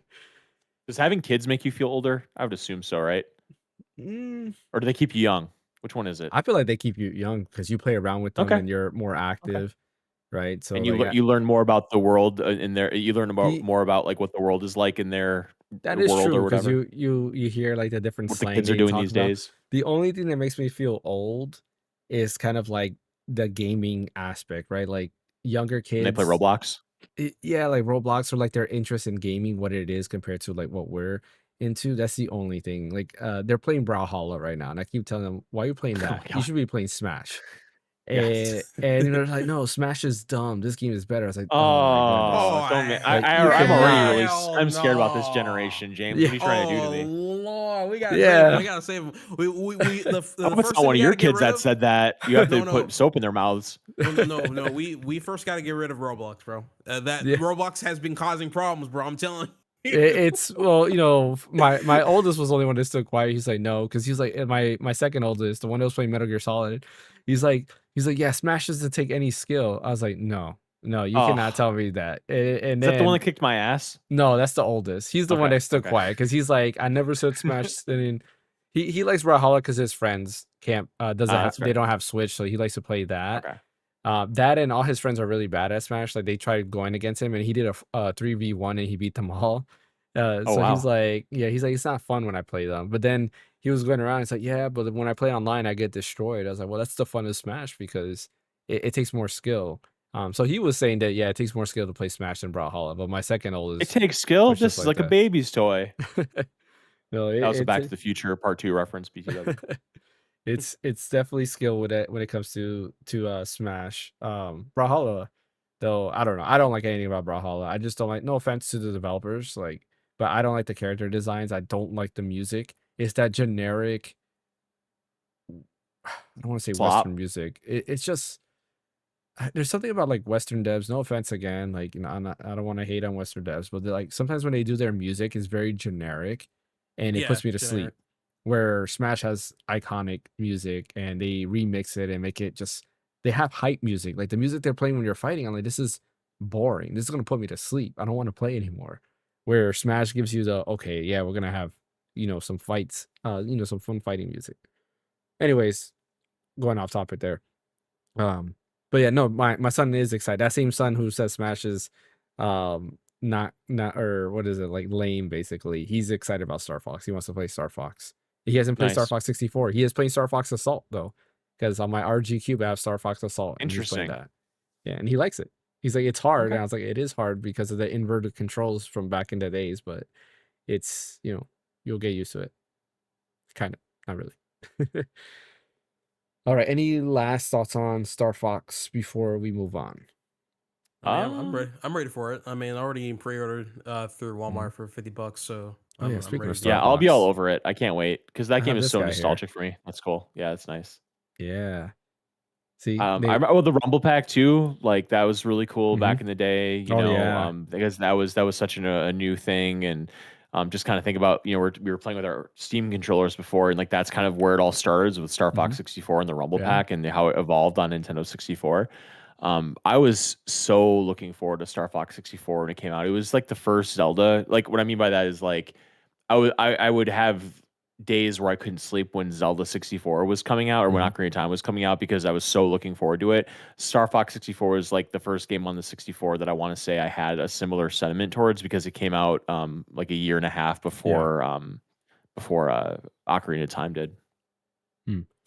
Yeah, Ocarina of Time. It's funny you mentioned that. It's my other amiibo I have here. Oh, there you go. And I guess that does make us old, right? Because all these memorable pieces here. Yeah. Even I even got Bulbasaur here. Oh, and then I have my Marth that's missing an arm because my son broke it when he was a little kid, when he was a He baby. lost it in war. Nothing wrong with that. Yeah, yeah, exactly. This is I was gonna get us. He needs to get us a cybernetic arm, There you go. like Gustav. Gustav. Yeah. All right, Star Fox. I was gonna say Star Fox 64. Yeah, Star Fox for Nintendo Switch 2 comes out June 25th. $50 digital. Amazon and Walmart are price matching it, so you can also get it physical for $50.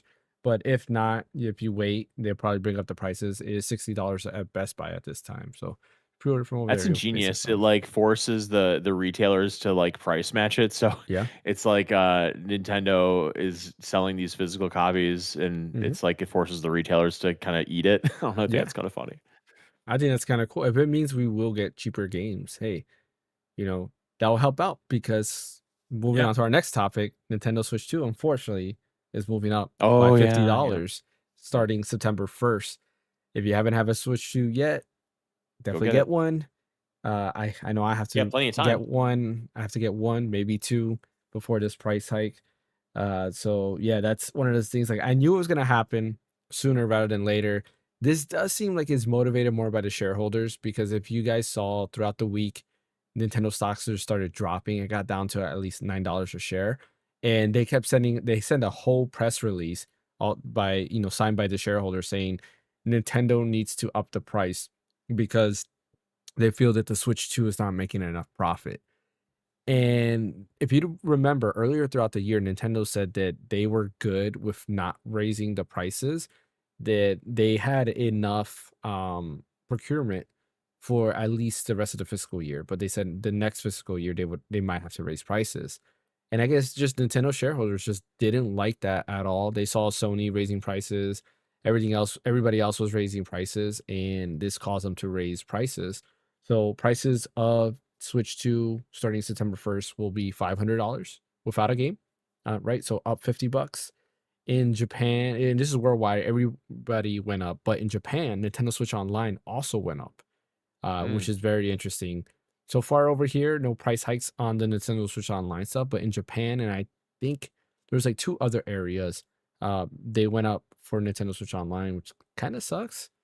And I hope that's not like a foreshadowing of what's to come over here, where Nintendo Switch Online will go up in price. Because honestly speaking, I don't think Nintendo Switch Online needs to go up in price. Because when it comes to value, it's still not there. I'm paying for the family Really? plan. I think so. Yeah, I think it can still do better. How Same, many same people here. are in your Yeah. family? 8. It's full. Oh, you Yeah, maxed it out? yeah. Dude, that's so cheap when you well, actually they're your family member. Are all of them your family members or like No, half of them or I have 3 people who are not. okay, well, even still, I mean, what is that like? Like $7 or $8 a person for the year? Like that's a hell of of a value proposition for all that you get. I mean, GameCube, N64, Game Boy, Game Boy Advance, Yeah. Genesis, all that stuff, and then you get the online play, the game chat, that's cloud saves. Like I don't know if you're like single and you're Hmm. paying $80 a year for it, like I could kind of see it then it's a little expensive, but I mean Yeah. the nostalgia you get out of it's really great. But if you're in a family and you maxed out the number of people Yeah. in your family, that's a heck of a deal. That you can't beat that. Well, for me, it's more the like the trickle down effect of Nintendo Switch Online games, right? Like I feel like they've definitely slowed down, and there's still a That's lot of fair. stuff they That's can fair. add. Like GameCube is, we haven't had Yeah. a GameCube game. I think we didn't get one Where's last Eternal month. Darkness? Yeah, right. It's Where's Eternal Darkness? I mean, yeah, they're definitely slow when it comes to their updates and stuff, Yeah, especially on the GameCube side of the house. Yep. if they were like Xbox, funny enough, mentioning Xbox with their Game Pass when it comes to updating like their catalog and everything, then I'll be like, yeah, actually, the Nintendo Switch Online stuff is actually quite kind of worth it Yeah, since they're kind or of being PlayStation, proactive. Yeah, or PlayStation because even though like they're PlayStation actually being proactive Classics with their stuff. sucks. Yeah, but at What least with sucks? Microsoft, uh, PlayStation yeah, Classics, they give you 1 game a month, which I think is Yeah, really it's not bad. great. But there it's are it's good slow. stuff on there, but yeah, it's slow. Yeah. Yeah, it's hella slow. And the thing you would think like all Nintendo's doing is using their own uploading their own games to their servers. They're not even trying to look at third party stuff to Well, begin with, So you would think it'd be a lot faster. sometimes. Most of the quality third party stuff has like collections already and everything with Mega Yeah. Man, Castlevania, Yeah. Well, So like I just Castlevania feel etc. game like on Game Boy is available, and there's some other third-party games, like Breath of Fire, for example, 1 and 2 are on Super Nintendo, Nintendo Switch Online. But those were yeah. also, fun fact, those were actually published by Square Enix in the US. What Oh, was that's published by Square interesting. Enix? Breath of Fire That's 1 and weird. 2. Yeah, they It's were weird. Capcom Oh, really games. interesting. Yeah, Capcom games, but they were published by Square Enix in the Huh. US. Yeah. Um, So you kind Or of I'm touched sorry, on. Squaresoft, not Go ahead. Square Enix, sorry, Well, yeah, Square obviously, Soft, yeah. I know what you meant. Yeah. Yeah. Kind of just because you briefly mentioned, I just have to say, I resubscribed to Game Pass Ultimate the other day. I Oh did. yeah. Asher Sharma's Um, definitely bringing in some promise she with her is. direction. So I Yeah. definitely I'm looking forward to Um, seeing what she does next. So so they had a deal on DoorDash. If you have Dash Pass, that you get 50. They had a thing where if you get a Game Pass Ultimate 3 months, you get 15% off of it. So I did that on top of like the 4% you get for having their credit card, and then Newegg had a deal. It was like Mhm. their doorbuster a couple days ago. I was gonna have you do it for me, James. I was gonna ask you to do it for me to get me another month, but I got a couple months off of that. It was like 1684 for a 1 month, so I got a buddy of mine to get me another one, so that's 2 months. Nice. So I have like almost a year stocked up of Game Pass Ultimate, and honestly, it's like what Ash was saying. This new CEO, I really like the things that she's doing, and it's all very subtle stuff. It's nothing earth shattering yet, but just the positive momentum in this era where they were dead in the water, Mhm. that's enough to make me want to give them another chance, like, and see where they're going with this. So I did go ahead and I did resubscribe, and I figured I Nice. want to play Forza in Japan and everything like that. There's some stuff coming out that I wanted to try Yeah, and I do everything. wanna So play Forza as well. I was thinking of yeah, subbing just for Forza. yeah, yep. That and also see because like my dad I showed him Forza as well, especially there's that scene in the trailer where it shows an AE86 in another car. I don't remember. I think it's like a Porsche. They're Is your like dad a car drifting. guy? Yeah, he loves car Okay, guys. I have gotcha. this on here because of my dad. He Oh, also that's cool. loved Initial D, the anime. I don't know if you ever Oh, watched cool. it. Yeah, so this is Nice. from yeah, I've seen Initial him. I've D. heard of it. This is actually if you see it says Oh, Red nice. Suns. Yeah. Um, Oh, cool. but fun fact, my dad actually had a white RX-7 like this. So Oh, nice. he loves Ryosuke Takahashi. But anyways, yeah, so I showed him that and I was like, you know what? It would be cool. Like if he gets it, I can play with him. And my kids will also love to play with a game with him. Which would be pretty neat. So I do want to give Forza Horizon, especially because it's in Japan. Oh yeah, go ahead. Sorry, I Yeah. didn't mean to cut you off. No, that was pretty much it. I did have another funny aside to tell you guys that had to do with my timeout today. But if you wanted to wrap this up before we kind of go on to what we're playing, and I can maybe Yeah. throw that in there as well. Mhm. But go ahead, you can finish the topic up. Yeah, I mean, so yeah, actually, what you're saying specifically about like Asha Sharma and bringing Xbox Mhm. around, I don't think Nintendo's in like deep water. Like it kind of sucks that they're doing a No, price increase, and I do feel like it's yeah, forced. And even the CEO, I keep forgetting what his name is. It kind of sucks that he's not as memorable as Iwata, but you know, he was saying. And he apologized to customers, which usually they don't do that. PlayStation, when they did it, they didn't say sorry. They're just like, we're gonna raise our prices and you're gonna love it. They here on the other hand, Nintendo was like, hey, we apologize, but we do promise, to make up for this, we're gonna give you quality content. And we have a lot of stuff to announce. So I'm excited. I do want to see what Nintendo brings into the future. In hindsight, $50 may not be that bad, but it's still a lot, like especially with things being so expensive right now. Specifically in the US, like things are just ridiculous, like gas prices going up, food prices are getting up there. Like everything is getting expensive here in the US, which kind of sucks. And I know it's not just us, worldwide, other people are feeling the same effects in other countries where things are just getting expensive just because of the state of the world. Um, so it kind of sucks. Japan's hurting a lot in all forms. Their economy has tanked, which is also another thing that Nintendo's trying to look out for, which I get it. Like Nintendo is a Japanese company and they are a video game specific company, so they don't have any other ads or revenue to make up for. Sony has a lot of divisions. They have a video game division, they have the movie business, they have the cameras business, they have audio business. They have so many different forms of income, not just gaming, where Nintendo is really just all gaming. And they are branching out, right? Nintendo theme parks with that partnership with Universal, the movie aspect of it, they're trying to kind of like not have their eggs all in one basket anymore. They are trying to branch out so they can kind of overcome where things are headed. But yeah, that kind of sucks when it comes to there. So if you haven't gotten a Switch 2, get one. I think it's well worth it. The lineup that Switch 2 already has, I think it's well worth it. And if you never owned a Switch 1, a lot of these games have Switch 2 upgrades, or you can play them a better version of the same game, utilizing whether it's boost mode or just the native upgrades that you get from having the Switch 2 hardware. So yeah, I highly recommend the Switch 2. Always will. Um, let's talk about what we've been playing. I do want to mention real quick, and I don't want to really go into deep into this because it is getting late. Bungie is hurting Sony. It seems like Oh, the Sony just marathon reported thing. a $765 million loss Oh my uh god. for just owning Jeez. Bungie, which is crazy. And it's not just because of Marathon, it's just overall the amount they invested into Bungie itself. Apparently it's not paying out. If you remember, PlayStation bought, specifically Jim Ryan. This is Jim Ryan. Everybody who defended Jim Ryan, Jim Ryan bought Bungie to boost their live services portion of the business, and it has not paid off whatsoever. Marathon is, while it is, a lot of people do enjoy it, it's just not paying off to what they thought it was gonna be. And yeah, like this is not the same Bungie that launched Halo 1, 2, and 3. Like people need to remember, even though I did enjoy Destiny and I thought Destiny 1 was great, I had a lot of fun playing Destiny 1. Never got around to playing Destiny 2, but a lot of people I know had loved Destiny 2, and there's still quite a few people that still play Destiny 2. But I don't know. Like in my opinion, if you want to utilize Bungie rightfully so, give them the Killzone IP and have them make a Killzone game. I think they can do a good job That making a would be Killzone kinda game. interesting, actually, Hmm. because Killzone was, like, known for its multiplayer back on PlayStation 3 as Yep. well as having a solid single player, and that kinda reminds me of Halo a little Yep. bit, and it's kind of, it's sci-fi space thing. Killzone had a very satisfying, gameplay, Yeah. like, the gunplay was very satisfying, kinda like how Bungie Yeah. first-person shooters are, so, yeah, I never really made that connection, but I could see that. Yeah. So that would be kind of neat.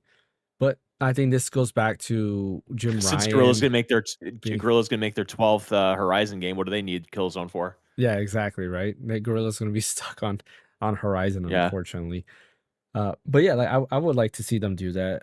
Like going back with Jim Ryan, like I just feel like he did not understand the gaming business whatsoever. I don't even know why he was in charge.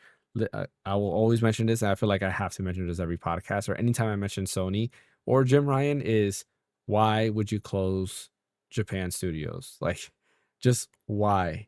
It is just the dumbest thing ever, dumbest Yep, decision ever. and On Blue Point. top of Blue Point, yeah, on top of Blue Point, like why would you close Blue Point? Blue Point was such an amazing studio, and yeah, like I don't know. Well, anyways, we'll see what happens with PlayStation because I think they have a lot to worry about if Asha Sharma comes in full on, and if Valve is here and continues this momentum Valve has, Yep. PlayStation will be hurting. Yes, they have still exclusive like Spider-Man, God of War, Naughty Dog stuff, but I don't know how much of that in my opinion, and tell me how you guys feel about this. In my opinion, I don't feel like those IPs carry as much weight as Nintendo per se, right? Oh, no, Like no. there's still a lot of people who, huh? Wait, which IPs? Which Uh IPs? PlayStation, Like Sony's IPs versus yeah. Nintendo's IPs.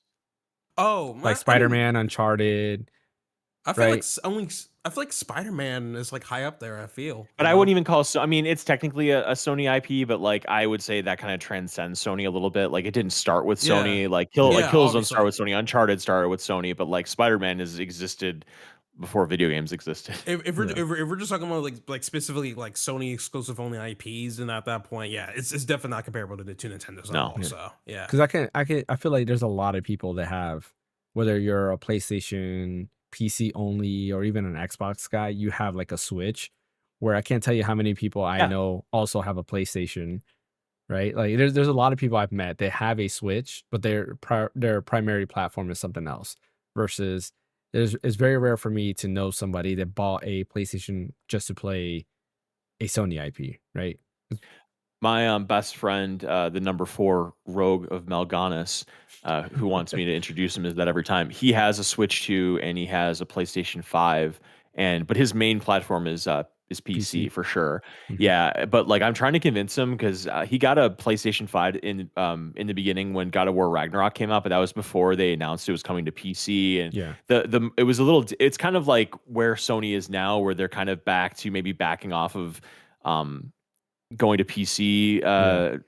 at some point. Now they're kind of saying more insular, so they're kind of back to where they were. I feel like at the very, very, very beginning before they started saying they're going to bring stuff to PC. Mhm. But I'm trying to convince him to like just sell his PS5 and just stay on PC. But specifically, there's no way in hell he's selling his Switch 2 because there's Yeah, stuff on Switch 2 that flat out you can't get anywhere else. And I yeah, mean, granted, PlayStation 5 like Saros probably isn't going to come to PC anytime soon, if at all. If and when there's a new Spider-Man or a Wolverine, that's probably a better example. I don't know if and when Wolverine's coming to PC, but I just think that if you're literally if you're a main PC gamer, I don't see why you have a PlayStation 5 unless you are just die hard about those things, which he's not. yeah. But I Nintendo, on the other hand, there's lots of stuff on Switch that you Mhm. cannot get anywhere else. Period. End of Yeah, story. So you have to have it. yeah, exactly. Um, but yeah, we'll see what happens with Sony. I do think they should be worried because Valve's You know who wins ecosystem though? that they're Us, the making. gamer. Yeah, that's true. That is true. pretty much, yeah, Yeah. yeah, But Valve's ecosystem is getting stronger. It's Yep. pulling a lot of people in. It pulled me back because like Ash is just like, what happened with the Switch? I thought you were gonna buy everything on Switch. Just little things that Valve has yeah. done, it brings me back. Hell yeah. It's hard to break. Like now that having the Steam Deck and buying these games on there, and even if the Switch 2 on paper is still more powerful than the Steam Deck, I've noticed some things I like about the Steam Deck more than my Switch 2. And then you have this controller, which I really love. Like I really love this controller. It's just amazing. You see this, Ash? I Like can't I really wait. love this controller. Oh I yeah, I can't seen wait. it too. I also seen it I can't, myself the other day. I can't wait for Ash and Fan to get theirs. Then we can like all put our controllers up to the screen and become like, a Megazord or something like that. Yeah, It'd be great. exactly. Um, but yeah, that and then Xbox might be coming back, right? Stronger Yeah. than ever. So it's gonna Bring be back Perfect interesting. Dark, man. Yes, they shouldn't have canceled that. That was kind of dumb on Nope. them. All right. Oh, one more thing before we talk about what we've been playing. I forgot to mention this. Dragon Quest. We might get a new announcement of a new Dragon Quest game on Dragon Quest Day, according to Yuji Horii. That is Cool your May, jets. I believe, May 25th or 27th. I forgot which Is day is it Dragon Quest Day. is it an update on 12 or it's like a It new said a Dragon new Quest game. He said a new game. Oh, Yes, So a it new can't be game 12. Okay. and updates on other Dragon Quest things. He Okay, said so maybe 12. So we probably might get an update for 12, but announce a new game. It's probably going to be a remake, I assume. I don't think it's the rumored Switch 2 version of Dragon Quest 11. I think that's just an That might be like update. a That's side not really, announcement. yeah. I don't think that's like a remake, right? That's just an update. And correct, I think it was a side announcement, but I do feel like it's going to be a remake. Who knows? I'm hoping Your for like favorite's 5, 4, right? 5, or 6. Yeah, 5 is my Yeah. favorite, but I do feel they're gonna do 8 because 8 is more popular worldwide. A lot of people, especially in the West, played 8. That was their first Dragon Quest game, so they really do enjoy that. And I think 8's an amazing game. It got re-released on 3DS with some extra content, so it would be cool to just update it and have a better graphical fidelity with that extra Less content. work would go into having to re-release that too because it was a Yeah. PS2 game, wasn't it? So they could just like really clean the crap out of it and make it Mhm. run stable and call it a day pretty much. So that would it's not Well, like with they would have 5 where it's a lot more. Yeah, I mean, they would have to do a couple things. So, like, you wouldn't want the PS2 version because the 3DS version added a No, bunch more story stuff, and right. 2 extra characters and a bunch of other things to it. So it's like you would have to if you can get the graphical fidelity of the PS2 version, but add the 3DS content, then that would be cool. And then upscale everything Mm, to 4K. I think that mhm, would work. You wouldn't have to worry yep. about anything else. But knowing them, I don't think they're gonna just to do that and call it a day. I do feel like they'll put in a lot more effort. That's just the way Yuji Horii is. He doesn't like doing a remake just for a remake. Yeah, I didn't mean literally. I just mean Mhm, like from a grand standpoint. It's not like with Seven Reimagined mhm. where they had to take a PlayStation game and it was PlayStation, right? Yeah. Yeah, like take a PlayStation game and like totally redo everything to make it look like this brand new Mhm, thing. PlayStation 2, I feel like is modern enough where you could make changes to it. But I just feel like there'd be less. In other words, there'd be less work bringing Dragon Quest 8 to now standards than it mhm. would be to bring 7 to now Yeah. standards in general. Yeah, maybe because I do feel that when it came to 7, their base was the 3DS version. Because like, if you look at the Mm, running animation and everything, it's literally the same animation as in the 3DS interesting. version. The combat animations are all the 3DS, animations. So they use, like, a lot of the 3DS elements, but then they, of course, scan the dolls. The world map looks almost identical. They did fix some of it because the world map is actually sectioned off, so, that beginning world map, when you go to where the temple is to, like, travel through, like, different time, that's like a second part. So like, you'll run to the side and then you'll get a loading screen to take you to the second part of that island. So yeah, that's that. But anyways, I'm excited for Dragon Quest Day. We'll see what gets announced there. I'm excited. All right, let's talk about what we've been playing. Let's start with Ash. Let's start with you. I beat Expedition 33 like about a week ago. Yay! Yeah. Brian already knows since we've already talked about the endings. Endings, as in there's two endings for you, Yep. James. And I'm curious to see which ending you would It says a lot choose. about you as a person, James. Be careful. No, I'm kidding. Okay. Yeah. Yeah, partially, a little bit, A little bit. Yeah, maybe. partially. It depends on your mindset at the end of the day Right. and stuff. And I'm not gonna tell you what those endings are based off because I really want you to experience it yourself and everything. But I'm just curious to see what it is by the end of your playthrough and stuff. Mhm. But I'm actually almost done with the achievements. All I have to do is basically start New Game Plus and do the peculiar encounter achievement, which is where you fight the first mime in Lumiere. I didn't know there was a mime in there and stuff. I don't know how I missed that one and stuff. So once I'm done with that, then I get 100% achievements. But before I Yes, even do do that, it. I want to first fully make complete Lumina sets for all my characters, including Mm, Monaco, because what I'm planning on doing later on is replay Expedition again, but on the Steam side of the house. And there's actually a method for you to actually transfer the save file from Xbox games to directly to Steam. The only downside is that your achievements won't get transferred, but I don't mind that, mm, you know? Um, and before I do that, I want to make sure like all my sets are configured correctly because when I start it off the Steam side, I want to start in New Game Plus essentially and stuff and go from there. But yeah, overall, one of the best RPGs I ever played. I just I really love Expedition 33. Really, really good freaking game. Jennifer English, Ben Starr, and all the other actors just freaking killed it. For the yes. most part, I even after that, I even like at the behind the scenes when it came to the voice acting and stuff. Everybody was just having a good time. You know, it's like it's one of those games that like really had a fun, a lot of passion, a lot of heart behind it, and that's the sort of project I want to support. You know, but yeah, I really hoping I'm curious on what they will do for the next game. Because based on with how they wrap things up, I really want them to talk about the writers in the next game Yes. Yep. because that's the main I don't think thing. James Oh, knows who they are yet. yeah. I mean, they don't tell you much about the writers anyway. No, they That's the don't. problem. Yeah. Right. So, but they're kind of like the main reason why all this conflict is happening in the first place. But they don't really talk too much about that within the game itself. So I'm hoping within the next one they explain on who they are and maybe on how to stop them. Or if anything, it's more like why do they do it? Right. And at that point, it's more like do you agree with them or agree with this Right. type of deal. So That's what I wanted to see within the next game, whether it's a prequel. At this point, it has to be a prequel because Yeah. yeah, I'll stop there. You can't get Yeah, too far into that. I yeah. I'll think stop there. So I think they said, didn't they say that Clair Obscur is going to be a A franchise. yeah, but like didn't they say it's going to be similar to like Final Fantasy? Like Expedition 33 is a set story, but then there'll be another game and it's not going to be based off yeah, of it's Expedition 33. yeah, sort of. So do you want me to tell you on like what happened, like a No, small I'm thing that talking kind of about what the alludes it to it? developer said. Yeah. What they said, yes, Yeah, they because definitely I did think the say that. developer said that like their next game won't necessarily be tied to Expedition It won't 33 at all. it won't be Yeah. it won't be, and they definitely foreshadowed that within the story. So Mm. No, I yeah, mean like that same universe, right? Because yeah. I could have sworn, yeah, because they said like, it's gonna be like Final James, you Fantasy gotta where play the game. You got to play the game. They Yeah, literally we can't say it dance in the around game. it. Yeah, they okay. literally say it in the game, man. Like, come on, please, you gotta Oh, finish.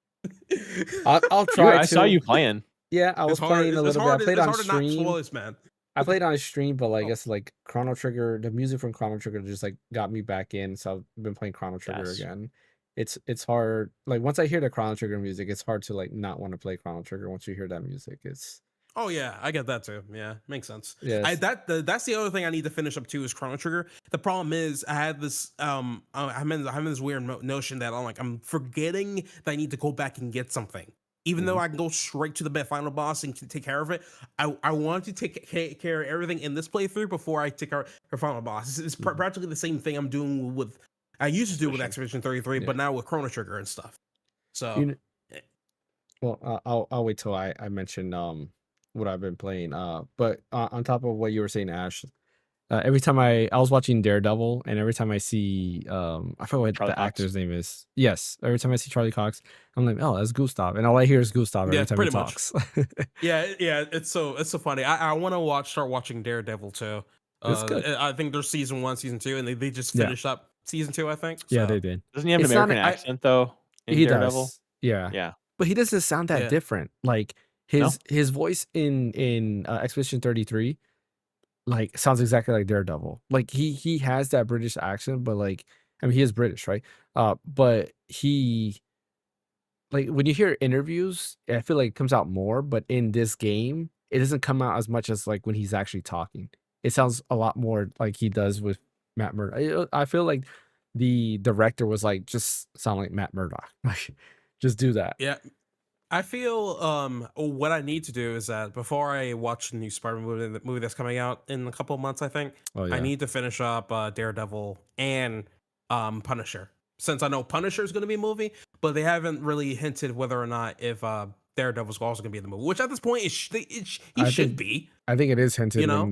when Spider-Man's fighting the red ninja people, because I think those are Elektra's um they're part of like Elektra's clan, and that's Yeah. Daredevil's main enemy, right? So Basically, yeah, and yeah. they show Like like some of the like scenes like that they take pictures of are I think one of them was of him like swinging, and in the background it's supposed to be Daredevil swinging behind him.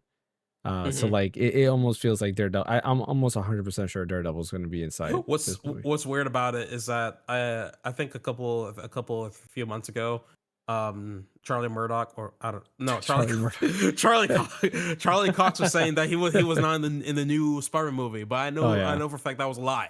Like if you're gonna have if Punisher's in the movie, I yeah, know for a fact Daredevil's in the movie. It's just like come yeah, on, man, it's crazy. yeah. What was his name? Is it Grant Gustin? The no, that's Flash, I think. What's his name? The guy who played Amazing Spider-Man. Um, Andrew, what? I oh don't yeah, know who Andrew you're referring to. Garfield. Yeah, Andrew Garfield. Yeah, Andrew Garfield. Okay, that's what I thought because I was like, who are you referring to? Yeah, yeah. He yeah, when they used to ask him, remember they are you in the new Spider-Man? He kept saying no, but then he eventually he was actually in the movie. Uh, yeah. You're right. Which speaking of, I hope they make that third movie for him. That'd be great. it was rumored, but then he turned it Yeah. down. That could be a lie too, but he He's did getting say too that old no. now. Yeah, he is kind of old Hey, already.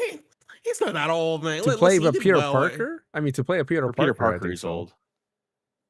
It's I because don't like know, even man. when Tobey Maguire came back, you can He tell looks like old. But yeah, like that was kind of the point though, because it was like different timelines or whatever. Yeah. Yeah. No. All right. Brian, let's go to you. What have you been playing? Yeah. So what I played today. Are you guys familiar with Round One arcades? Mm-mm. What's A that? little bit. A little bit. Is that a Okay. game? They're no, it's an arcade, a chain that's in I don't know if they're worldwide or in America or whatever, but I think they try to bring a lot of like what Japanese like arcades are like, Mm-hmm. where Yeah. it's just wall to wall claw machines and like stuff where you win prizes. And then there's like a bowling alley section, Mm-hmm. and then there's a section that's like all like awesome arcade games like Mario Kart and like all the Street Fighter, Marvel versus Capcom, Hmm. like all it's a really really cool venue. And my buddy and I went there. Alex did. You guys remember he was here Mm-hmm. behind me on the podcast a couple months ago. He showed me it for the first time, and he went in there and he won like six figures with the claw machine. And I was like, Mm-hmm. oh, well, I'm gonna go back there and I'm gonna do that. So me and my girlfriend stopped there at the Gurney Mills one on the way to Chicago, and Gurney's like it's like probably halfway to Chicago. So we stopped there because um, when we went there a few months ago, they had these Mega Man figures there, Mm. and I wanted one really bad, but the machine that the Mega Man figures were in were machines that Alex wasn't familiar with, and so he didn't want to spend money to try to win a figure. But now this time they were in a different machine where it was just a claw machine, Yeah. right? But the thing about the claw machine is that it's this pillow. It's this like pillow that's probably like that big, maybe, Mm-hmm. and what you have to do is you have to get the claw to drop on the pillow, pick it up, and then the pillow drops in the prize chute, and then you go get one of the reps, and then they give you the Mega Man figure. And it looks so simple to me, like I could do this. And so I went to their little kiosk and I swiped my card or whatever, and I got a round one arcade card, and all told, I spent like $28 and I Mm-hmm. got like 100 credits or something like that. I'm like, okay, I can. It's like $14, 14 credits a shot to get this Mega Man figure. And so I slid it through.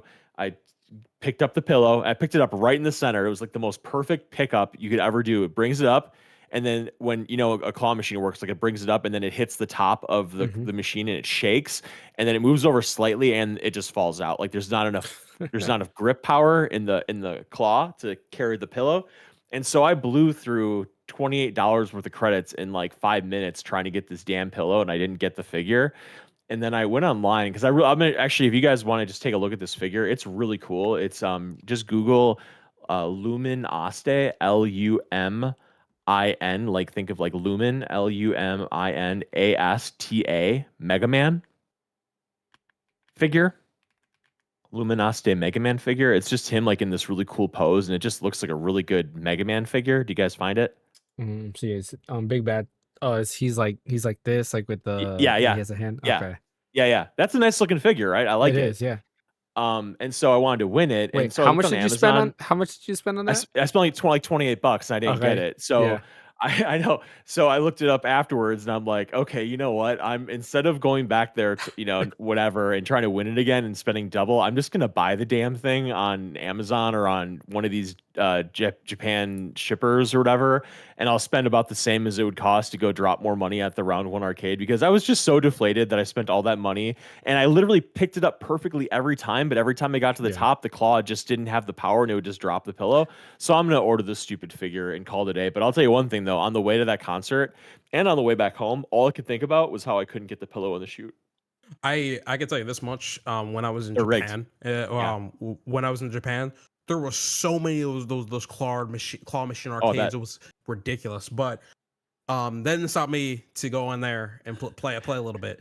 And how'd you funny do? enough, I was actually I did pretty decent. I mainly went in there to get the Kuromi stuff for my sister, and there was this 20th anniversary Kuromi figure and stuff that they had in there, and I only spent like around 3,000 yen, which is like pretty damn cheap. And when my sister looked up that same figure, like from the US side, the minimum price for that was like $87. I'm like $87. Oh wow. Mm. Yeah, there you go. I could have played twice. I could have got the first one for my sister and Made another money. one for me, so I could sell it.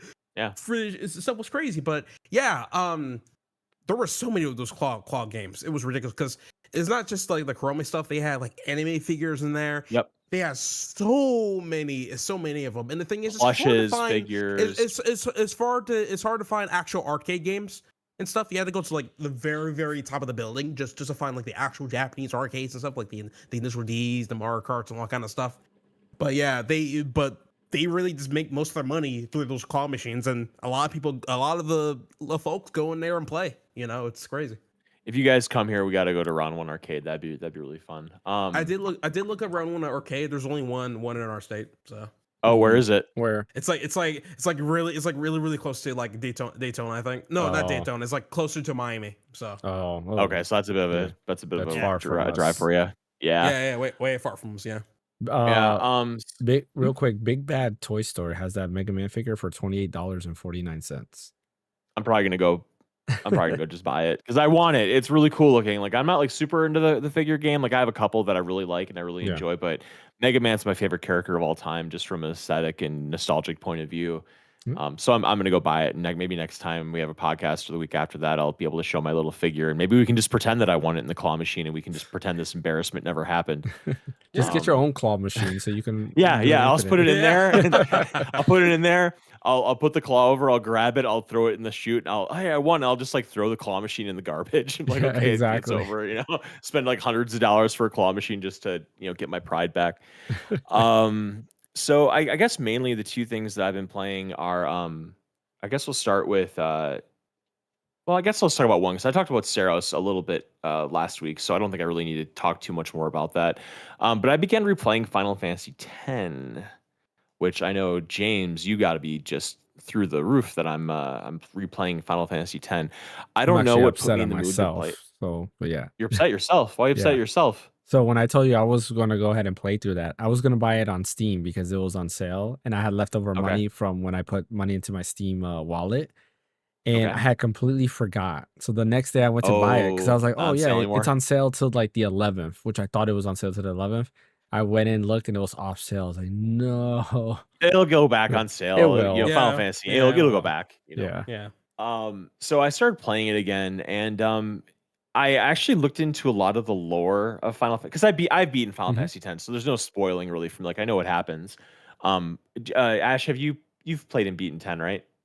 I played, but not beating 10 because it's one of those games where it's at the beginning of the game that felt it was like, all right, cool, action packed, nice, and then when you get into it, like when you finally you become a guardian of for Yuna, I think that's her name. Yeah. Mhm. It kind of goes slower and stuff from there. I don't know. It's and it felt a bit linear too for that game. I was expecting more open worldish and stuff. I couldn't at that point. I wanted to step away from the game a little bit and hopefully like muster more courage to go back to it and like go through it. I guess if anything. So I don't know. I don't know how I'm feeling with the game so far with that one. Okay, so the reason I asked is because that as I was playing it the other day, and I'm continuing to play through it. It's that I realized my main problem with it is exactly what Ash said, is the linearity of it, and it's not because it's linear, because I like linear, because I'm 39 and I don't have all the time in the world to do the open world stuff. I think that open world and linear can live in the same earth, or live on the same earth. My problem with it is that it always gave me a chip on my shoulder because I love and loved 13. And I feel like the internet has been a boomerang on 13, where when it first came out, it was like mid to not very good. And then it just like kind of cratered into just absolute piece of garbage. And now, since Square Enix has never brought it back out on modern platforms, like you can play it backwards compatible on Series X, and it's available on PC, but you can't play it on anything. You can't play 13, 13.2, or Lightning Returns on anything modern Sony at all. Like you can just play it on PlayStation 3 if you own those things digitally or physically. But I feel like since it never got re-released in any capacity, fans like are starting to get kind of nostalgic, or maybe starting to realize that 13 isn't as bad as the internet tells them, because it's not. And so I kind of got a chip on my shoulder because I feel like that linearity really started with 10. And for some reason, the internet didn't have a problem with how linear 10 is. And I never had a problem with it personally, but it always bothered me that 10 is kind of seen as this like golden child, perfect RPG that it can do no wrong, but it shares that linearity that 13 does in some ways. And after playing through 10 again, I'm playing through right now. I'm not far at all. Like I just beat I just got Ifrit. so I'm not very Okay. far at all in the game. So what's And now I'm on my way Kilika? to yeah, I mean I just finished Killiko. Now I'm on my way to Luca. Yeah. And so I'm not very far at all in the game, but excuse me. But what was I going to say about it? You were I gonna lost say my how train of thought. amazing the game is. That's what it was. Yeah, Like, yeah, no. What was I going to say about it? Well, I guess I'll touch on something else that maybe I'll remember what I was going to say Mhm. about it before. But um, the story, if you really look into the story and it's kind of insane. It's a really insane story, and I mean that kind of in a positive way. It's pretty original, and it's really out there, but and again, Mhm. in kind of a good way. Just the kind of thing about like Xanarkand, and I'm not going to get too into it because Ash hasn't finished it, but just like what Xanarkand is, what Titus is, what sin is, how everything relates, what things actually are as opposed to what they appear to be. And then I'm sure you know this, James. I literally had no idea about this until a week ago. There's like a post Final Fantasy 10-2 Mhm. like radio drama or something like Yeah. that. And Oh, I didn't know yeah, that. That's interesting. I read about what happens in it, and it just absolutely blew my mind of some of the narrative choices that they made in that drama that I can't believe that they went down that way because I feel like 10-2 ended in such a positive note, and it seems like they went the opposite direction in this radio drama thing. But anyway, I digress. So I was playing through 10 and I really am trying to give it another chance. I still have and again, I don't think I've ever been like I've never said 10's a crap game because I've never felt that way, but I just kind of always felt like it was overrated and I felt like 13 was underrated. And I will say that what I do like about 13 is Lightning. Like she's my favorite character. Like I think she's probably like maybe my second or third favorite character after Clive just because I think she's very original. She's a cool female protagonist. She's a commando. She looks really good. I love her aesthetic. Her aesthetic is incredible. And she has never has a love interest. It's just all about saving her sister, saving the world, whatever. She doesn't care about the love stuff, and I just kind of appreciate She that because every secretly Final loves Fantasy, Snow. She's jealous of her sister. uh, that brings a lot of things into question. She's in love with her sister's fiance. That's kind of I I don't think we ever mean, dive into that. Lightning Returns kind of gives you that feeling when you play Lightning's Really, you think Return. so? Yeah, Okay, I never because played Lightning Return, oh, so you never maybe did? okay. Yeah, No. when you meet Snow and like he's like the first boss you fight. Like when you meet it, you're kind of like okay, like they throughout Final Fantasy 13 they have like this feud, but it's because oh yeah, you're my sister's fiance or whatever. But like Mhm. it seems like they grew and it just grows even Interesting. further till there. Yeah, but yeah. Anyways, go ahead. Okay. So, I just like that about her is that she just was a really cool character and she looked really good. I have that figure of her. Um, and so it just the only thing I will say is that 13 story, there's pieces of it that are cool as far as like the Grand Pulse being this wilderness. It kind of reminds me of Attack on Titan with like what Mm, Paradise and Paradise Island is. That's kind of what yeah, Pulse is. And you have like this utopia in what's it called? Cocoon. Cocoon's like yeah. the utopia world, and you get cast out to Pulse for whatever reason. I forget exactly what the justification is. Like that stuff is interesting, but then when they start getting into like the Bartholomew Yeah. fallacies, it gets a little out there, and it's not all incredibly interesting. And some of the characters, like the side characters, not your main party, some are better than others, but some of the side characters just aren't like that interesting. I do feel like in 10, Titus can be a little grating sometimes. I'm starting to buy more of the chemistry between Titus and Yuna a little bit, just kind of based on some things I've read and watching the story unfold again. I still think Oron is an incredible design. I love him and his gigantic sword. Yeah. Riku looks nice. I like how she's cousins with Yuna, and they Mhm. share this bloodline. And Waka's prejudice against Elbad, and then he learns that Yuna's half Elbad, and that's kind of like a really interesting wrinkle and everything. And that's cool. Well, that and like I think Waka, everybody but Waka knew she yeah, was half Albed too. I mean, you can tell because the Albeds have a certain eye, and one of Yuna's yeah, and eyes. Yuna's eyes, Yuna he has what Yeah, heterochromia. yeah.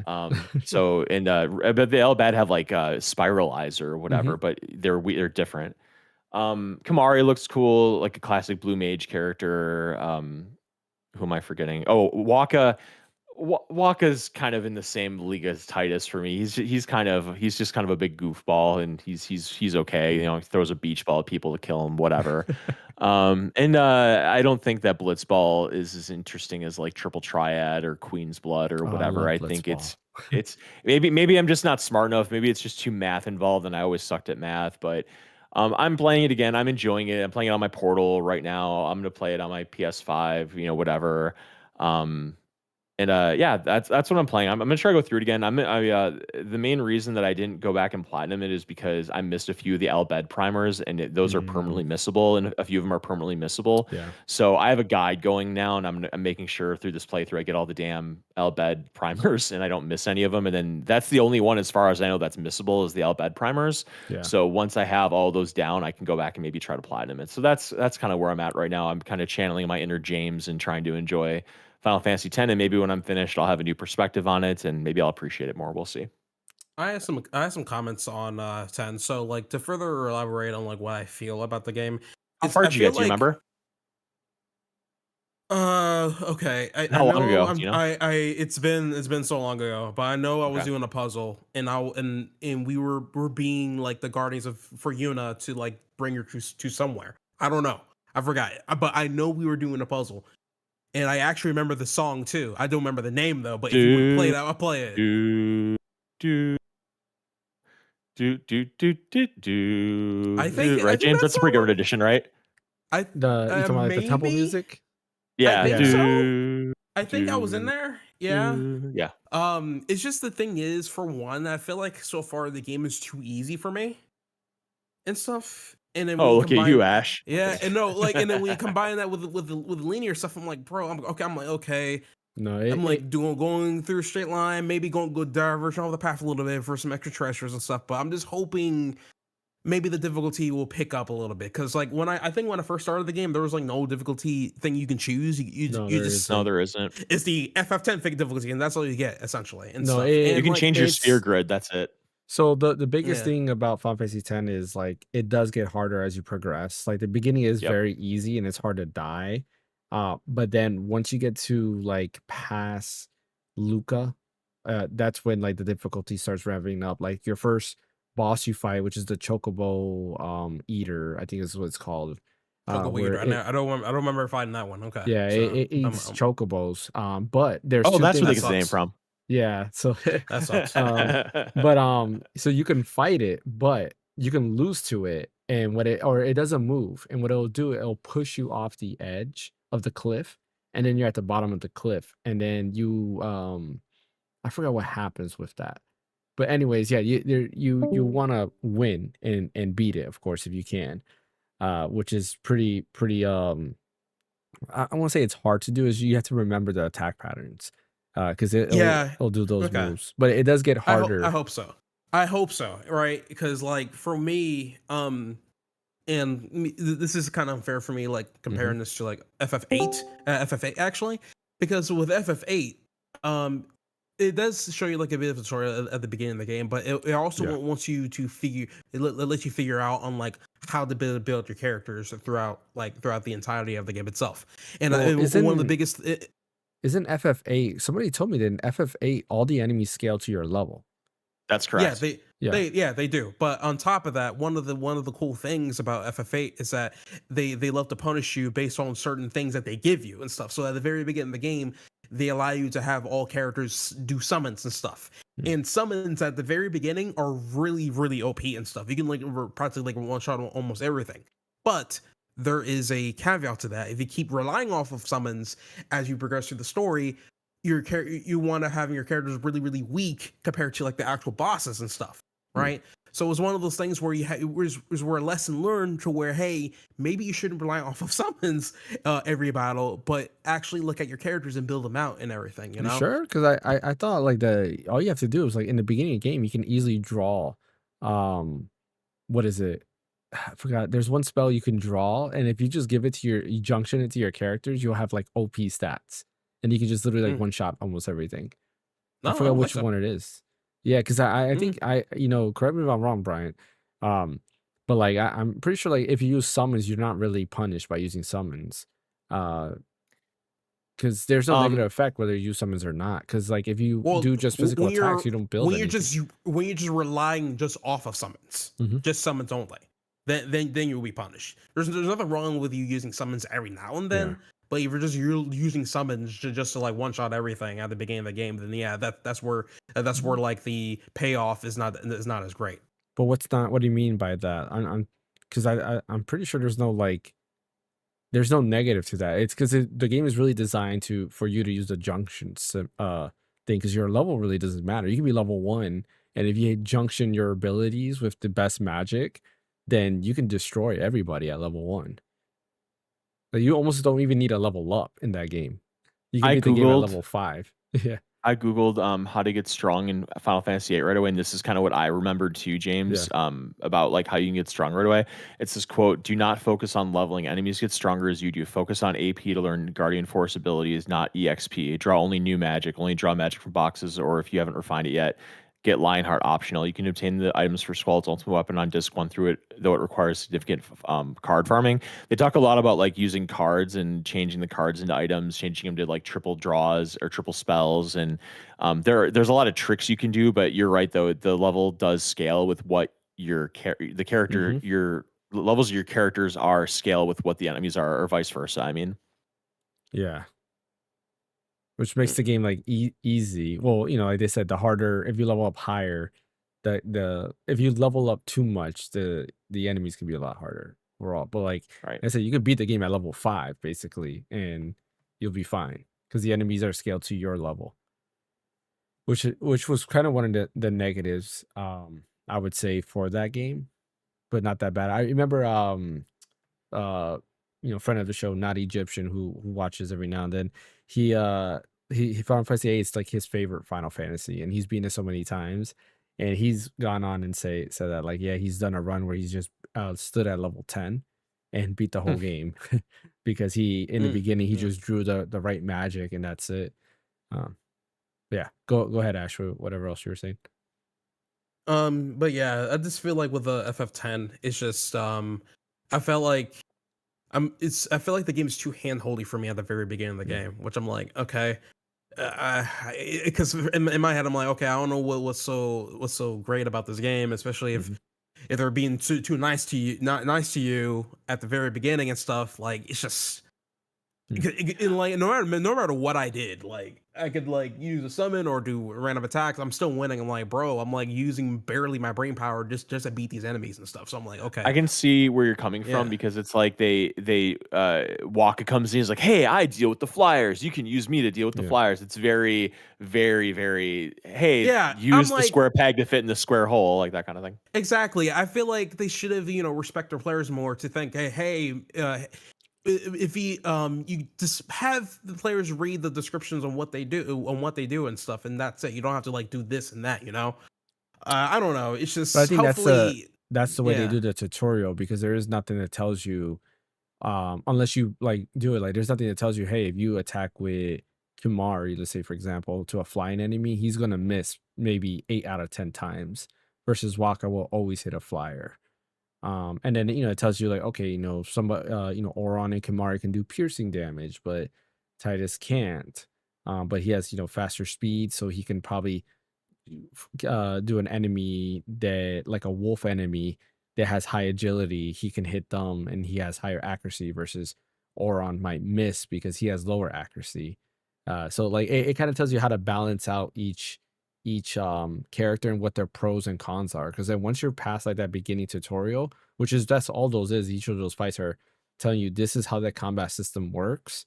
From there on, it's like, okay, you'll fight bosses that take full advantage of everybody's pros, and you gotta go, okay, I gotta switch to Waka for this. Okay, now this guy's gone. Let me get Waka out and let me bring Lulu in because they're weak to magic. But then you want to make sure, okay, I have Yuna here, but Yuna's weak. She can get one shotted. So maybe I want to pop in Yuna for a quick second heal, and then next turn, remove Yuna and so forth. Like I like that because it kind of it's that intro that's giving you that taste of this is how you do everything. It's kind of like in every in Expedition 33 is a good example. That when you first get a character, it teaches you, okay, this is how the character operates, right? Because they yeah, definitely inspire that by Final Fantasy X, where they teach you how each character operates, and then after that, it's up to you to figure out how to beat each enemy based off of each character's pros and cons. But Well, yeah, go yeah, ahead. I hope so because at this point I'm like, man, these tutorials, I'm done. It was on a PS2 game because I was expecting with PS2 Mhm. to not have that many tutorials, but then again, I mean, I'm coming from like playing PS2 RPGs from Atlas, like Shin Megami Tensei 3 and Shin Megami Tensei Digital Devil Yeah. Saga, where they don't really teach you. They expect you to read everything and stuff. So it could came from that essentially. So, Yeah. but we'll see. We'll see. Can you explain something to me, James? It was really Mhm. bothering me about 10 is when you're in an item like okay, the equipment stuff, I don't understand it. Like Mhm. there's no stats associated with equipment, it's just abilities, right? Some of them do. Like some of them might have like strength plus like 5% or +5, 10%. yeah, but it's not Yeah. like a traditional thing where it's like strength, agility, Correct. defense, da, da, da, da, da, da, da, da, Yeah. da. It's just literally like you have 3 slots. It'll say like Yeah. strength +5, then it'll say like darkness attack or something like that. And that's it. Correct. That's the extent of it, right? Okay, Correct. so now that's clear. Then the other thing is I hate how when I'm in an item shop and I want to buy equipment, it doesn't tell me if I own it already. Doesn't it? I don't remember that. Maybe Yeah. or maybe I'm blind. Could you check into your copy and just like go into the item Yeah. shop and like where you buy equipment and tell me if you can see where it tells you if you own it already? Because I can't find it. I own it So on Switch. I'll have to do that later okay. on because I don't know where Yeah, let me my know. case is now. The cool thing about that though is like right now, I'll never forget this. Like I thought it was kind of dumb. I was like, okay, these weapons, like they're kind of useless almost because of the abilities. But Mhm. later on, like I mentioned earlier, then you start realizing the strategy of, oh, I forgot there's the ability to change weapons during the game. During battle, And yeah. yeah, or during the battle. Yeah, and you do want to take advantage of that. But later on, you get the ability to fuse weapons and carry them over to said weapons. So you might get a weapon that has, let's say, dark attack, but then it has like Mhm. 4 empty slots, and you can actually get those abilities and move them over to the your weapon by like I don't know if you're like forging them together. I don't remember exactly what you do to get them, but you can customize it. So then you'll have maybe like strength attack, dark attack, and so forth. Like I forgot what the accuracy one is where you never miss and all that stuff. Because I remember having for Yuna auto life. You get a whatever her bangle thing is. You get one that's auto life plus null fire, null ice, and so forth. Okay. So she's immune to all magic attacks. But Nice. Okay. yeah. I So, mean, s- go so ahead. I checked the last time I played on for Steam Deck.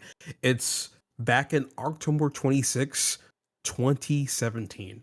Oh, Wow. yeah, it's almost 10 years ago. Almost 10, Yeah, man. yeah, wow, it's 9 years ago. Wow. 2017. I was like, Jesus, I was able to remember all that. That's Yeah. crazy. No, I think Yeah. the biggest strengths of Final Fantasy X is like the character progression of Titus. He does as he gets older, like because you hear him narrating the story, not older, Mhm. but as he matures, you hear him Right. narrating the story, and his voice, like James Arnold Taylor, does a great job of having a It's more very subtle. mature voice. And then you go to the beginning, you're like, wait a minute, why does he sound like this? Like he sounds all like Yeah. he's like high pitch and like you say, he's kind of annoying. Like he's like a Yeah. bratty teenager. But as he progresses through the story and starts realizing his life, then he's like, oh Mhm. wow, like, and you hear him as he's narrating the story in the background, he has a different tone. And he goes, I just love like how he's narrating. He's like, I He's did like not Arnold know. from the Wonder Years. Like, he sounds like all old and just kinda like a wise man, and Yeah. just compared to as a kid. Yeah. I just like that. And I think the biggest pro of Final Fantasy X is just Yuna's guardians, right? Yuna and her guardians, like how they all come together and how they all kind of like bounce off each other is cool. Waka, I can give you that. I like Waka though because he's just like the uncle, right? There might be some negative things about that said uncle, but he's still the cool guy. And I always like the how the actor did his accent, which is fun fact. It's not the original voice actor. The original voice actor is on the PS2 version, and for whatever reason, they Oh, changed really? his They're voice different? actor.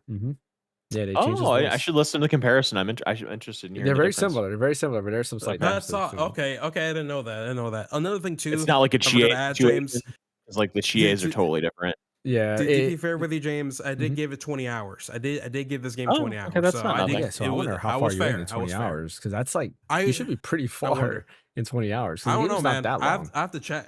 I don't know. I have to check. I have to Unless you had check. it like So on you had it on and you step away from like a long time. Yeah. He it went to could be make a that. I pizza don't and know. never came back. Yeah. It could be that. I don't know. I don't know, man. Uh So All right. Real quick, I guess I'll talk about what I've been playing Yeah. before we end the podcast because it is getting late over here.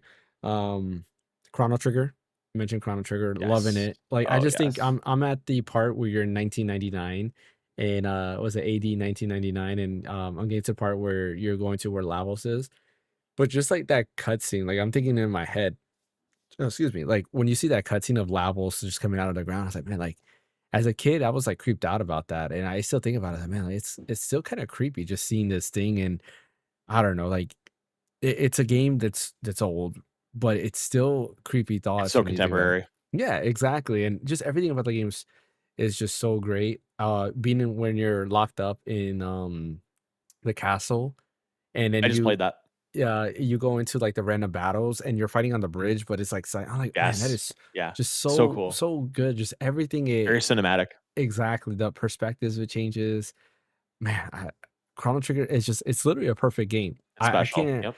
I don't understand like I don't when I just think about it, it's like how is there a game that, you know, no pun intended, how's there a game that transcends time? Like Chrono Trigger. It literally transcends time. Is till this day, I feel like you can ask anybody to play it and they'll still enjoy it I told you about regardless. my experience with it. Yeah.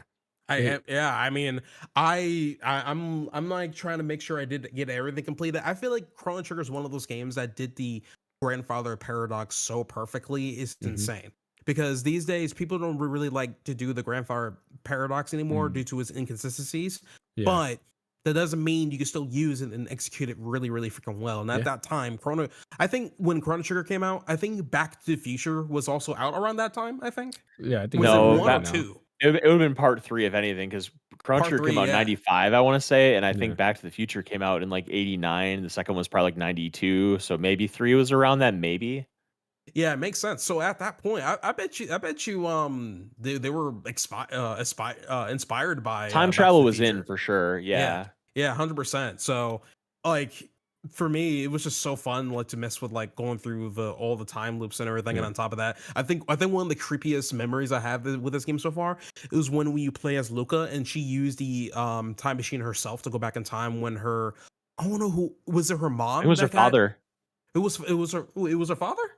Well, she lived with her father, right, and did James, do you remember, like, I think I know what you're talking about, like, Or she it was this sneak it in was or her sister. something? Yeah, she snuck in and there was this machine that went off and Yeah, you at that time you have to control Luca and try to figure out some password to shut it off. Which yeah. funny enough, I don't know if that even exists that you can even find the password and prevent that or something. I I don't don't know. remember. But it's interesting if there is, if anything. But that to me was kind of creepy because I'm just like, damn, they were able to get away with that in a game like that. It's crazy. You already know the implication of what happened there. But yeah, I vaguely remember that. it was just really, really, really good, really, really good game. And like, Yeah. I hope, I hope they can just like report it onto like newer consoles or something. I know it's on Steam, of course, and people can just Yeah. download it and play it on any potato machine. But I it'd be will great to say like get it. Yeah. that after hearing it at the concert today, and after knowing that I'm gonna be seeing the concert in October, it feels like there's gonna be something coming for it. There just has to be, because just the idea that they're doing all the special stuff for it, putting all the investment into getting the concert out there and having this music part of it, Mhm. it just feels very it feels like pageantry for a game that, like, unless you have a gaming PC, you literally can't play it right now. Or if you want to go on eBay and pay Yeah. $150 for the DS version or whatever, I really think they're gonna at least come out with a pixel remaster. Which, if they don't do like a whole HD 2D thing of it, or they don't do a whole remake of it, I'm fine. Just give me a pixel remaster, like a Final Fantasy pixel remaster version. I am totally fine with that. That's totally cool with me. I Yeah, it's think fun too. Yeah. Yuji Horii let it spill, you know, it's Oh yeah, funny he enough had you that talk thing that about slipped. Yeah, he yeah, claimed that it wasn't or whatever, but it's I don't know about that. yeah, because I think he did say something, but like, I can't talk you know, about that yet. yeah, because Yuji Horii. So for those you guys don't know, he was the main scenario writer for Chrono Trigger. So the story was, you know, mostly him. A lot of the other like directive stuff was through Sakaguchi, and then of course, you had Yasunori Matsuda who did the music, and you had. And I think Nobuo Uematsu did like one or two tracks. He didn't do too many on there. And then you had, of course, Akira Toriyama who did the artwork. But he Timeless. he let that slip, and like Yuji Horii loves time mechanics. He's done it multiple times. He's done it in, Dragon Quest 11. He's done it in Dragon Quest 7, and he's done it in Chrono Trigger. Like he really does like time mechanics. He's done it in another Dragon Quest. Oh, Dragon Quest 5. Uh, he did it there too. So he really does love time traveling mechanics there, and he does it good. Like in all of those games I said, I think they have done very, very well to the point where it's like believable. You're like, oh, okay, I can see how this happens. You might have certain questions like, okay, well, is this like a loop? Because it seems like the same thing is happening, but regardless, um, yeah. Anyways, going on to the other game that I was playing. What else have I been playing? Oh, It's really, Digimon. Oh yeah, Digimon Time Stranger. So because that game is coming out soon on Switch 2, I decided to play the demo on my Steam Deck, and I'm enjoying it. I like it. I'm still like in the beginning part of the demo, but like I do like the combat. It is different. So the way like you capture the Digimon is you fight them and then you get data every time you fight them. And then once you get 100% of that data, you can go ahead and use that data to convert them into a Digimon, or you can wait till you get 200% and then you get a more like higher stat version of the Digimon instead. So like usually I wait till I get 200% to max it out to get the higher stats. But then when it comes to Digivolution, they give you like a tree, and then depending on certain like stats or certain like conditions, you can digivolve into certain Digimon. And same thing, like you can be level 5 and then evolve into the next level Digimon, or you can wait till you max out that Digimon's level and then digivolve, and then you'll eventually have higher stats when you digivolve. So it's very like it's a big system. Like it's a lot to get into, but I think it's fun nonetheless. And there's so many different combinations of Digimon you can go with. Of course, it does follow the normal Digimon format where you have what in training rookie, or no, there's what I think I it's never like played Digimon. baby. You never played, never or watched the anime either. No, I just remember Pepper Breath, yeah, Agumon's Agumon. ability, Yeah. yeah. Oh, what's funny about this too? Not funny, but like what's cool about this is all of the Digimons are voice acted, which is Oh, interesting nice. because there's a lot of Digimon out there. But yeah, all the Digimons are voice acted. So when they do a move, they say the move they're doing, which is kind of cool. I Uh, just remember being in 8th grade and I had a crush on the chick that was in Monster Rancher. oh, Monster Do you Rancher, I remember remember Monster Monster Rancher? Rancher. Yeah. Yeah, I Yeah. remember I watching when I that was like in too. 8th, I was That like was what on Fox 14. It was Kids, like I Fox think. Kids. Yeah, dude, Yeah, totally. Monster Rancher, Monster, yeah. the mystery When disco. they had Yeah. that collection that came with the Monster Rancher game, I thought about getting it, but I never picked it up. They're not good. They're not good games. Dumb. It's I remember the renting it the from thing. Blockbuster. Yeah, and the cool thing was like, oh, I put Smash Mouth in, and I got the Golem monster. I wonder how they figured that out. That kind of thing.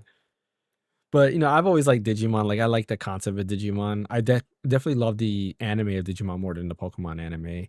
But their Really? games, Wow. yeah, for sure, a lot more. But the games were reversed. Like the Pokemon games are definitely superior to the Right. Digimon games. It's only recently where I feel like the Digimon games have gotten a lot better. And yeah, I enjoy it. I think this is probably going to be a good game, and because it is Time Stranger, the story is already interesting because you went through like some place, and I don't know what's happening here, but I think you time traveled, but you don't know you time traveled. So like you're following the story, and this person's like talking to you, and like you have like somebody who's like talking to you over through your comms, and they're like, "Do you know this person?" You have dialogue options you can put, but I'm like, yeah, I don't know who this person is. And they're talking about like events, and you're not aware of the event. So I assume that that's what it is. It's it's called Time Stranger, right? So I assume you're time traveling through different time periods, similar to Chrono Trigger, right? But yeah, it's cool so far. So I'm enjoying that. I think those are Nice. I've really heard the good only things two about it. games. Yeah, Yeah, same it's here. got good reviews. I don't know if I'm gonna get it on Switch 2, or maybe I'll just pick it up on Steam since it's Dude, I'm cheaper. taking every opportunity I can to get things to play and to get things on Steam now ever since the Steam controller. Like Yeah. I'm looking for excuses to play on PC just so I can play my Steam controller. No, Poor I Switch 2. agree. Poor Switch 2, man. Goddamn. Yeah, I mean, my biggest thing, and I've said this, I feel like every podcast, is Trails in the Sky First Chapter really, really It's ruined it disappointed for you. me because Yeah. it looked so good in the demo, but you're playing the Switch 1 version upscale. So it looks sharp. There's no blur or anything like that. The Switch 2 version of the game, in my opinion, looks worse than the Switch 1 version upscale to the performance of Switch 2. And going back, I was telling Ash this. I went on my Steam Deck. I lowered all the settings to low to just see, will this look worse and would this You give me look the feel better. of the Switch 2? It still looks better than the Switch 2. It's crazy. And I'm like, I'm so we do know the Switch 2 version is definitely a customized version of the game, but Right. at its lowest settings, the Steam Deck looking better than the Switch 2 should not be like a thing. I feel like The, it's usually been the reverse, hasn't it, for most releases? Like if it's the yeah, lowest or the regular Switch 2 version looks better than the lowest Steam version. I thought that's like kind of correct. been the standard. Yeah, that's been the standard. Not in this case Uh, though. Yeah, and to be fair, like I am playing on medium settings right now.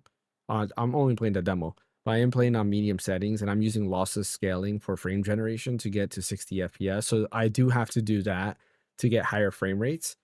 But medium settings looks really, really good. Looks, I wouldn't say close to the PS5 version because the PS5 version is definitely far superior, is way sharper, but it still looks a lot better than what's on Switch 2. So I am definitely gonna pick up this. It's on sale right now, so I'll probably pick it up a little bit later on today and yeah, and play it on PC. Digimon or Trails? Trails. Yeah, Trails, okay. Digimon, I got a debate to see. I want to see how it runs on Switch 2 before I make that jump. Because I am also using frame gen on there, and I think I'm playing it at high settings to get it to run at 60 FPS. That's the thing about frame gen. I love it. I can now, because I'm fine with 60, I don't need to worry about 90 FPS, but I can now max up everything to high, and I can still get 60 FPS, and I think that's kind of cool. Yeah, for sure. All right. Well, that leaves us to the Good end show, of long the show. podcast. Yeah, very long Yeah. show. Like I mentioned, I Yeah, always say that it's going we to be a stretched it. short show, and we always have things to talk about. A lot of Yeah, here's we the thing, stretched man. Like the world's a scary, dark place sometimes, but when you can get together with your friends and talk about really positive things that make you happy and Hmm. make others happy and give you fulfillments and all the rest, like it's worth spending a little extra time just to kind of appreciate that, you know? Yeah, no, definitely, and it's always fun to hear everybody's thoughts. And I love when we Absolutely. have the conversations of like, this game is good, but this game I'm not too like, I don't like as much. And to hear different views.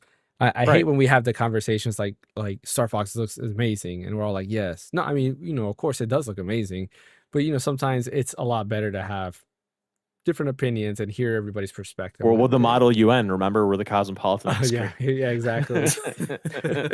We are God dang that. it. It's funny. I was talking to people about that. Like, yeah, that's just we get a lot of those comments on there. I like that. But yeah, I appreciate everybody for joining. As always, don't forget to hit that like and subscribe button. Probably next week I'll work on a video on this. I do want to give more Yeah, thorough I want to watch testing that video, man. of this. I gotta watch that. Yes. There's a couple things I gotta do. So I do have to get different lighting. Like I have my Portal video going up this week, and my light broke here, so I can't bend the light. So when I was like trying to do like video footage of the Portal, unfortunately you're gonna notice that it looks darker in some spots because I couldn't get the right angle for the lighting. So I do have to buy another light source. And I'll probably will still use this light, but I'll probably move it here so there's better lighting on me in general. But I do want to fix up my setup here for more space, so then when I do videos, I have also more space in general. So yeah, keep an eye out. I'm trying to make my videos look a little bit better. I'm trying to get back into videos. The hardest part, like I said, is time. You know, Hmm. I, it's very, very hard right now because there's just not enough time. But yeah, we'll be back Friday for sure, or I'll be back Friday. I'll finish Eternal Darkness more likely Yes. because I just wanted to do an unboxing live and play around with the controller. I But forgave you for that, James. Because I really wanted to watch you unbox it and play with it. So I was like, you know what? yeah, You can give Eternal Darkness a yeah, break for a that's week. why I That's fine. didn't. You were texting in the Discord, and I was like, Yeah, I was like, you'll where see are you, it. James? I want to hear your Yeah, thoughts. And then it's like, oh, I got a Christmas present tonight. I get to watch yeah, you unbox it. yep, exactly. Because I didn't have Yeah, mine yet, even though I got it 2 minutes before and I live so close to Chicago, yet you got yours a day before me. Go yeah. I think figure. my order was almost like 10 I minutes don't even after have an you order when it came placed in. yet, man. So Yeah. That's Yeah. crazy. I thought that Important, when you do man. the reservation, they'll just send you like an email like pretty quick, but I guess not. I had my well, no, girlfriend do it, and she hasn't gotten an email yet either. Because I want to have her get an extra one in case I have a friend that wants one, you know, and Okay. she hasn't gotten an Yeah. email yet either. I'll let you Mm, know, Ash, when she gets one, just so you can kind of well, Well, they did say that once they get them, they get more in. That's when they're going to Right. send the emails out Right. for first come first serve, essentially. So to me, they haven't got anything in just yet. Gotcha. So Yeah. yeah. And we're gonna have to be on the lookout because I do feel, quote me on this, I do I feel want that another one. June is gonna be the Steam Machine. I do think Yeah, June is gonna be Steam that's Machine. good. And if that's the case, I hope to God they do the same system like they're doing right now with the Steam controller. Like I I wouldn't really mind that. hope. I really hope they do that. I'm definitely just hoping. Definitely got to put money in Steam Wallet because it seems that's the only way to not have problems. Poor Ash did that, and he still got the short end of the stick. That's true. I don't know how I did things. I guess because I was at a sushi restaurant having the good old time with my life and stuff. And then when I was looking at the clock, I was like, oh, 1 o'clock bet. So I went in there. I already had money in the Steam wallet, and it just had a hard time loading and all kind of stuff. I don't know what it was, and I was using 5G data, so it could have been that, but I don't know, man. I just kept pressing. Breaks my heart. I just kept pressing confirm, and then like it kept giving me the issue, and I opened up a second tab and was trying it again. Then I opened up a separate browser, another browser on my phone, to see if it's just the browser. But then finally, I went back to that main tab, and I just kept spamming the button, and then eventually it just went through. Yeah, because I was like, and then that there was other places that I was seeing, everybody was saying the same thing. You had to literally spam the button until it went through. If you just kept pressing it once and waiting and just waited again and tried again, it just didn't go through. So I just kept spamming it, and that's what made it work. So yeah, but yeah, we'll be back Friday with Eternal Darkness, and then Sunday, of course, with the podcast. Ash, where can I catch you at? You can catch me at Astrom on YouTube. And James. Oh, oopsie! I put it on sleep mode, but I was going to show you. I did download FF10 again to give it another whirl again. So nice. Yes, awesome. But I do want to start over at this point. It's been 9 years. Start over. I mean, I do remember some things in there. I do know that. I guess you remember some things. That's good. That's not generic at all. There's some things that happen in this game. Hey, listen. At least this is not a Resident Evil game, right? Play Resident Evil 0. Take a break from for a good 6 months to see screwed. To remember. Yeah, you're done. Screwed. So this one's not like that. If I just look up a simple synopsis That's on true. what I've done so far, then I'll be fine. So, that's true. Yeah. And because it is a little bit more linear, you just gotta go one direction. Yeah, basically. Yeah. The band. The band. Yeah, I still want to pick it up because I think if I'm ever gonna 100% achievement a game, it's probably gonna be Final Fantasy X. Yeah, that's your bag, man. You got to do 100% of that. Yeah, for sure. If I get it before you, yeah, I don't look good. That's true. Oh yeah. Ash, where can I catch you at? Did you already say? Yeah, you can catch me. You can catch me at Astrodrome on YouTube. I still haven't uploaded anything since that Mario movie thing, but I'll think of something. I'll probably just stream more. Who knows? Final Fantasy X video, perhaps. Yeah. Why I don't have a Steam controller yet. I'll wait for that video. I was wrong about Final Fantasy X. Like, There you go. Brian, where can they catch you at? I am at red_so_deep on Twitter. And as always, you can catch me right here at the Random Encounter. Thank you, Brian. Thank you, Ash. We'll catch you guys next week.